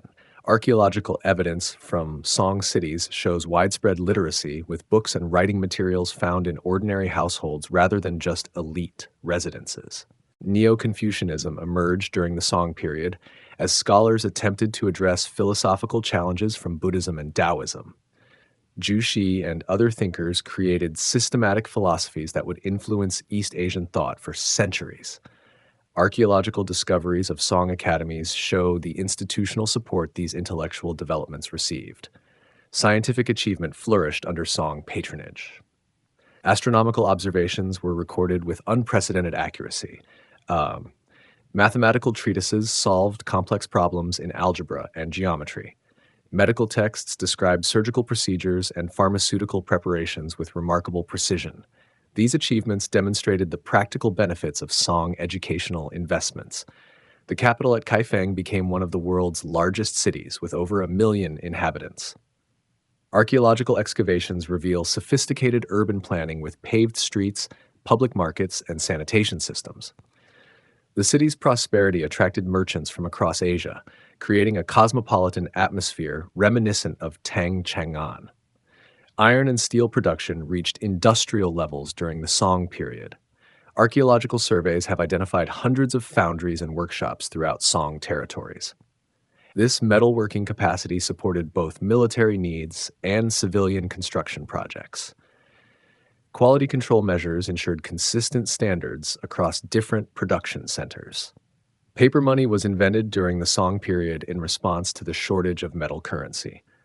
Archaeological discoveries of Song paper notes show sophisticated printing techniques designed to prevent counterfeiting. This innovation facilitated long-distance trade and complex financial transactions that would have been impossible with metal coins alone. The Song military faced constant pressure from northern neighbors despite technological advantages. The Battle of Shanzhou in 1004 CE demonstrated both Song capabilities and limitations. While Song forces performed well tactically, strategic constraints forced acceptance of humiliating tribute payments to the Liao dynasty. Agricultural manuals from the Song period show systematic approaches to farming that increased productivity throughout the empire.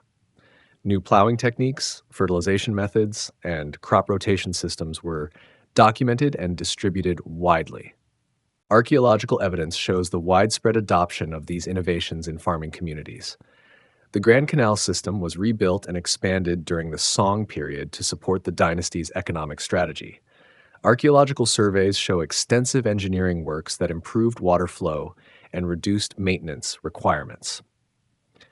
This transportation network enabled efficient movement of goods between productive southern regions and consumption centers.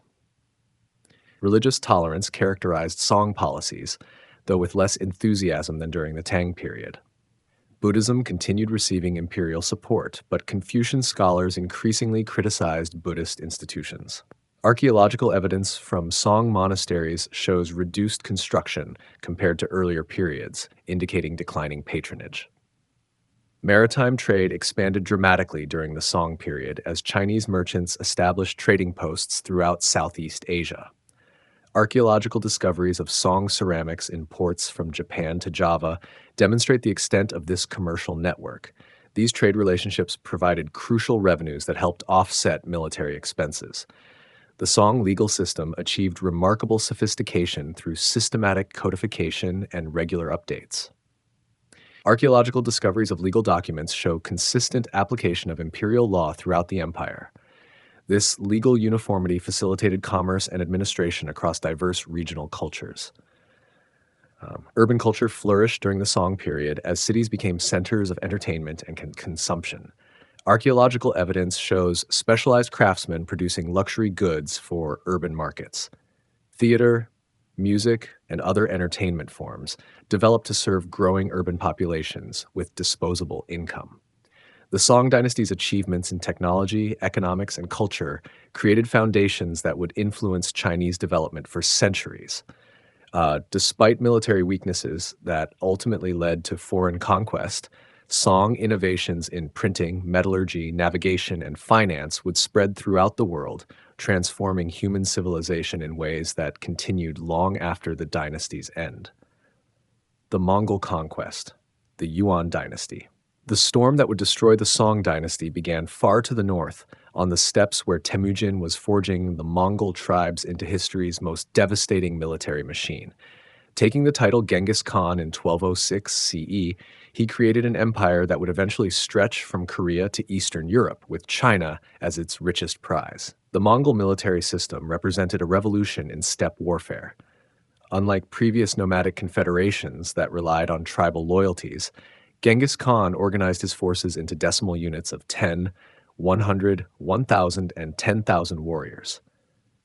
Archaeological evidence from Mongol campsites shows the disciplined organization that made their armies so effective. Chinese kingdoms initially underestimated the Mongol threat. The Jin dynasty, which had replaced the Liao in northern China, treated early Mongol raids as minor border incidents. Archaeological layers from Jin border fortifications show hasty reinforcement efforts that proved inadequate against Mongol siege techniques learned from Chinese engineers. The Mongol conquest of the Western Xia in 1227 CE demonstrated their evolving military capabilities.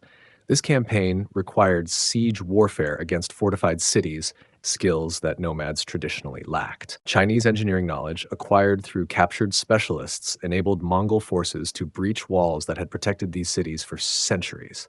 Genghis Khan's death in 1227 CE did not slow Mongol expansion. His successors continued the systematic conquest of Chinese territories under Ogedei Khan. The fall of Kaifeng in 1233 CE ended Jin resistance in northern China, bringing Mongol forces to the borders of Song territory for the first time. The southern Song dynasty initially benefited from Jin destruction, recovering some northern territories. However, this temporary advantage concealed the growing Mongol threat. Archaeological evidence from Song border fortifications shows extensive military preparations as the dynasty recognized the scale of the challenge it faced. Mongol administration of conquered Chinese territories initially relied heavily on existing systems. Chinese bureaucrats continued governing local populations while Mongol administrators controlled military affairs and major policy decisions. Archaeological discoveries of bilingual documents show the practical challenges of governing diverse populations with different languages and customs. The reign of Mengke Khan, 1251 to 1259 CE, marked a crucial phase in the Chinese conquest. Systematic campaigns replaced the opportunistic raids of earlier periods. Archaeological evidence from Mongol supply bases shows careful logistical planning that enabled sustained military operations across vast distances. Kublai Khan's rise to power in 1260 CE brought new approaches to Chinese governance. Unlike his predecessors, who remained primarily nomadic, Kublai established a permanent capital at Dadu, later known as Beijing. Archaeological excavations of Yuan period Beijing reveal a planned city that combined Mongol and Chinese architectural elements. The final Song resistance centered on their naval superiority in southern rivers and coastal waters. Archaeological discoveries of Song warships show sophisticated designs that initially frustrated Mongol land-based armies. However, Mongol adaptation of Chinese naval technology eventually overcame this advantage. The Battle of Yamen in 1279 CE ended Song independence with a dramatic naval confrontation. The last Song emperor, still a child, perished when loyal officials chose death over surrender. This event became legendary in Chinese culture as a symbol of loyalty and resistance against foreign rule. Kublai Khan proclaimed the Yuan dynasty in 1271 CE, 8 years before completing the Song conquest. This timing reflected Mongol understanding that Chinese political legitimacy required formal imperial structures. Archaeological evidence from Yuan ceremonies shows careful adoption of Chinese imperial rituals adapted to Mongol traditions. The Mongol Empire's vast extent created unprecedented opportunities for cultural exchange. The Pax Mongolica enabled safe travel from Europe to China, facilitating trade and diplomatic contacts impossible under previous regimes. Archaeological discoveries of Yuan period artifacts show influences from across Eurasia in Chinese material culture. Marco Polo's famous journey to China occurred during Kublai Khan's reign, though historical debates continue about the accuracy of his accounts. Archaeological evidence confirms the cosmopolitan character of Yuan China, with foreign merchants and officials serving throughout the empire. These contacts brought new technologies and ideas to Chinese civilization. Yuan administration attempted to balance Mongol political dominance with Chinese bureaucratic expertise. The dynasty created a four-class social system, placing Mongols at the top, followed by Central Asians, Northern Chinese, and finally Southern Chinese. Archaeological evidence from Yuan burial sites shows these distinctions reflected in material culture and burial practices. Chinese resistance to Mongol rule took various forms, from open rebellion to cultural preservation efforts. Secret societies emerged to maintain traditional Chinese values and practices. Archaeological discoveries of hidden caches show efforts to preserve Chinese books and artifacts from destruction or confiscation. The Yuan period saw remarkable achievements in literature and drama. The Mongol court patronized Chinese artists while introducing new influences from across the empire. Archaeological evidence from Yuan theaters shows the popularity of dramatic performances that combine Chinese traditions with foreign elements. Technological exchange accelerated under Mongol rule as innovations spread rapidly across the empire. Chinese inventions like gunpowder and printing reached Europe through Mongol trade networks. Conversely, Islamic astronomical instruments and Persian administrative techniques influenced Chinese practices. Economic policies under the Yuan reflected both Chinese and Mongol influences. Paper money circulation expanded throughout the empire, but inflation problems developed when supply exceeded backing. Archaeological discoveries of Yuan currency show the government's struggles to maintain monetary stability across diverse economic systems. Religious tolerance characterized Yuan policies, with Buddhism, Daoism, Confucianism, and Islam all receiving imperial recognition. This pluralism reflected both Mongol traditions and practical administrative needs. Archaeological evidence from religious sites shows continued construction and maintenance under Yuan patronage. The Grand Canal was rebuilt and extended under Yuan administration to supply the new capital at Beijing. Archaeological surveys show extensive engineering works that redirected water flow to serve northern population centers. This project demonstrated the dynasty's commitment to Chinese-style infrastructure development. Yuan military organization combined Mongol cavalry traditions with Chinese infantry and siege techniques. Archaeological evidence from Yuan military sites shows standardized weapons production that equipped diverse ethnic units within imperial armies. This integration created highly effective combined arms forces. Natural disasters and administrative corruption gradually weakened Yuan authority during the 14th century. The Yellow River changed course multiple times, destroying farmland and displacing populations. Archaeological evidence shows declining urban populations and reduced construction activity during the dynasty's final decades. Regional rebellions began emerging in the 1340s CE as Yuan control weakened. The Red Turban movement combined religious beliefs with anti-Mongol sentiment, attracting widespread popular support. Archaeological evidence from rebel territories shows organized administration and military preparation for sustained resistance. The Yuan dynasty's legacy extended far beyond its political achievements. The cultural exchanges facilitated by Mongol rule influenced Chinese civilization for centuries. Technologies, artistic styles, and intellectual traditions introduced during this period became permanent features of Chinese culture, demonstrating how foreign conquest could paradoxically enrich rather than diminish civilization. The Ming and Qing, the final act of empire.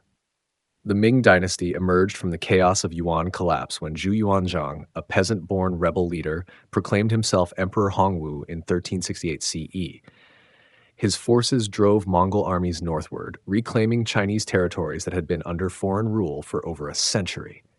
This restoration marked the beginning of China's final imperial age, an era that would last until 1912 CE. Emperor Hongwu's reign established patterns that would define Ming governance for nearly 3 centuries. Having risen from humble origins, he harbored deep suspicion of educated elites and potential rivals. Archaeological evidence from early Ming sites shows the reconstruction of administrative buildings and infrastructure destroyed during the transition from Yuan rule. The Ming capital was initially established at Nanjing, reflecting the dynasty's southern origins. However, Emperor Yongle moved the capital to Beijing in 1421 CE, rebuilding the city on a scale that impressed visitors from around the world. The Forbidden City, constructed during this period, represents one of history's greatest architectural achievements. Zheng He's maritime expeditions between 1405 and 1433 CE demonstrated Ming China's potential for global influence. These massive fleets, carrying over 27,000 personnel, reached Southeast Asia, India, the Persian Gulf, and the eastern coast of Africa. Archaeological discoveries of Chinese ceramics in these regions confirm the expedition's extensive reach. The decision to end these voyages reflected changing imperial priorities. Mongol resurgence on the northern frontiers demanded military resources that had been devoted to maritime exploration. Archaeological evidence from abandoned shipyards shows the Ming government's deliberate choice to focus on continental rather than oceanic expansion. The Great Wall reached its most developed form during the Ming period. Earlier fortifications were connected and rebuilt using sophisticated engineering techniques. Archaeological surveys show the wall's complex structure included not just the famous stone barriers, but also fortresses, signal towers, and supply depots that created an integrated defense system. Ming agricultural policies supported the largest population in world history up to that time. New crops introduced from the Americas, particularly sweet potatoes and maize, enabled farming in previously marginal lands. Archaeological evidence from Ming period villages shows expanded settlement patterns and increased population density throughout the empire. The examination system reached unprecedented scale and sophistication during the Ming period. Millions of candidates competed regularly for positions that numbered only in the thousands. Archaeological discoveries of examination compounds show the elaborate security measures implemented to ensure fair competition and prevent cheating. Porcelain production achieved legendary quality during the Ming period. The imperial kilns at Jingdezhen produced ceramics that were prized throughout the world. Archaeological excavations of Ming kiln sites reveal the technical innovations that made these achievements possible, including improved glazing techniques and firing temperatures. Literature flourished during the Ming period with the creation of China's greatest novels. Romance of the Three Kingdoms, Water Margin, Journey to the West, and Dream of the Red Chamber established narrative traditions that influenced East Asian literature for centuries. Archaeological discoveries of Ming printing blocks show the widespread distribution of these works. The late Ming period faced mounting challenges from internal corruption and external pressures. The Little Ice Age reduced agricultural productivity just as the population reached historical peaks. Archaeological evidence from this period shows urban decline and rural hardship that created conditions for popular rebellion. The Manchu conquest began in the northeast, where Nurhaci united various tribes under a new political system. The Eight Banners military organization combined tribal traditions with Chinese administrative methods. Archaeological evidence from early Manchu sites shows the cultural synthesis that would characterize Qing rule. The fall of Beijing to rebel forces in 1644 CE ended Ming rule, but Manchu forces quickly defeated the rebels and established Qing control. The last Ming emperor's suicide in the Forbidden City symbolized the end of native Chinese imperial rule. Archaeological excavations have recovered artifacts from this traumatic period. The Qing dynasty proved remarkably successful at governing the Chinese empire despite their foreign origins. Early Qing emperors like Kangxi and Qianlong combined Manchu military organization with Chinese bureaucratic traditions. Archaeological evidence shows continued construction and maintenance of imperial infrastructure under the new dynasty. Territorial expansion under the Qing reached unprecedented scales. Tibet, Xinjiang, Mongolia, and Taiwan were incorporated into the empire through a combination of military conquest and diplomatic negotiation. Archaeological surveys show Qing administrative centers established throughout these diverse regions. The Qing population more than tripled during the dynasty's first 2 centuries, reaching over 400 million by 1800 CE. This demographic explosion reflected agricultural improvements and political stability. Archaeological evidence from Qing period sites shows expanded urban centers and intensive rural development. Cultural achievements during the Qing period emphasized scholarly compilation and preservation rather than innovation.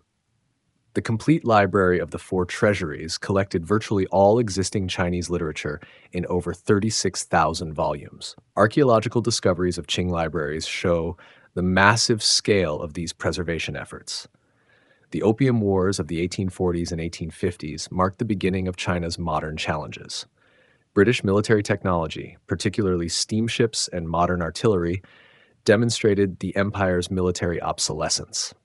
Archaeological evidence from battlefield sites shows the technological disparities that determined these conflicts' outcomes. The Taiping Rebellion, 1850 to 1864 CE, nearly destroyed the Qing dynasty through internal upheaval. This massive civil war cost over 20 million lives and devastated much of southern China. Archaeological layers from this period show widespread destruction in urban and rural areas throughout the empire. Foreign concessions and unequal treaties gradually reduced Chinese sovereignty during the late Qing period. European powers established territorial enclaves with extraterritorial legal rights. Archaeological evidence from treaty ports shows the physical presence of foreign communities within Chinese territory. The Boxer Rebellion of 1900 CE represented a final attempt to expel foreign influence through popular uprising. The movement's failure led to further foreign occupation and indemnity payments that crippled imperial finances. Archaeological discoveries related to this period show both the rebellion's grassroots character and its ultimate futility. Reform efforts during the final Qing decade attempted to modernize imperial institutions while preserving dynastic rule. The new policies included educational reform, military modernization, and constitutional government preparations. Archaeological evidence from this period shows railroad construction and other infrastructure improvements. The Xinhai Revolution of 1911 to 1912 CE finally ended over 2 millennia of imperial rule in China. The last emperor, Puyi, abdicated in February 1912 CE, formally concluding the imperial system that had governed Chinese civilization since the Qin unification in 221 BCE. The fall of the Qing dynasty closed one of history's longest continuous governmental traditions. From the first emperor's unification through the Manchu abdication, Chinese imperial institutions had provided political framework for nearly 2,200 years. This remarkable continuity created cultural and administrative traditions that would influence China's modern development long after the empire's end. Archaeological evidence shows that imperial China's achievements in technology, administration, and culture influenced world civilization far beyond East Asia. Printing, gunpowder, the compass, paper money, and examination-based governance spread globally through Chinese innovation. The imperial legacy thus extended far beyond China's borders, contributing to humanity's common heritage in ways that continue influencing the modern world.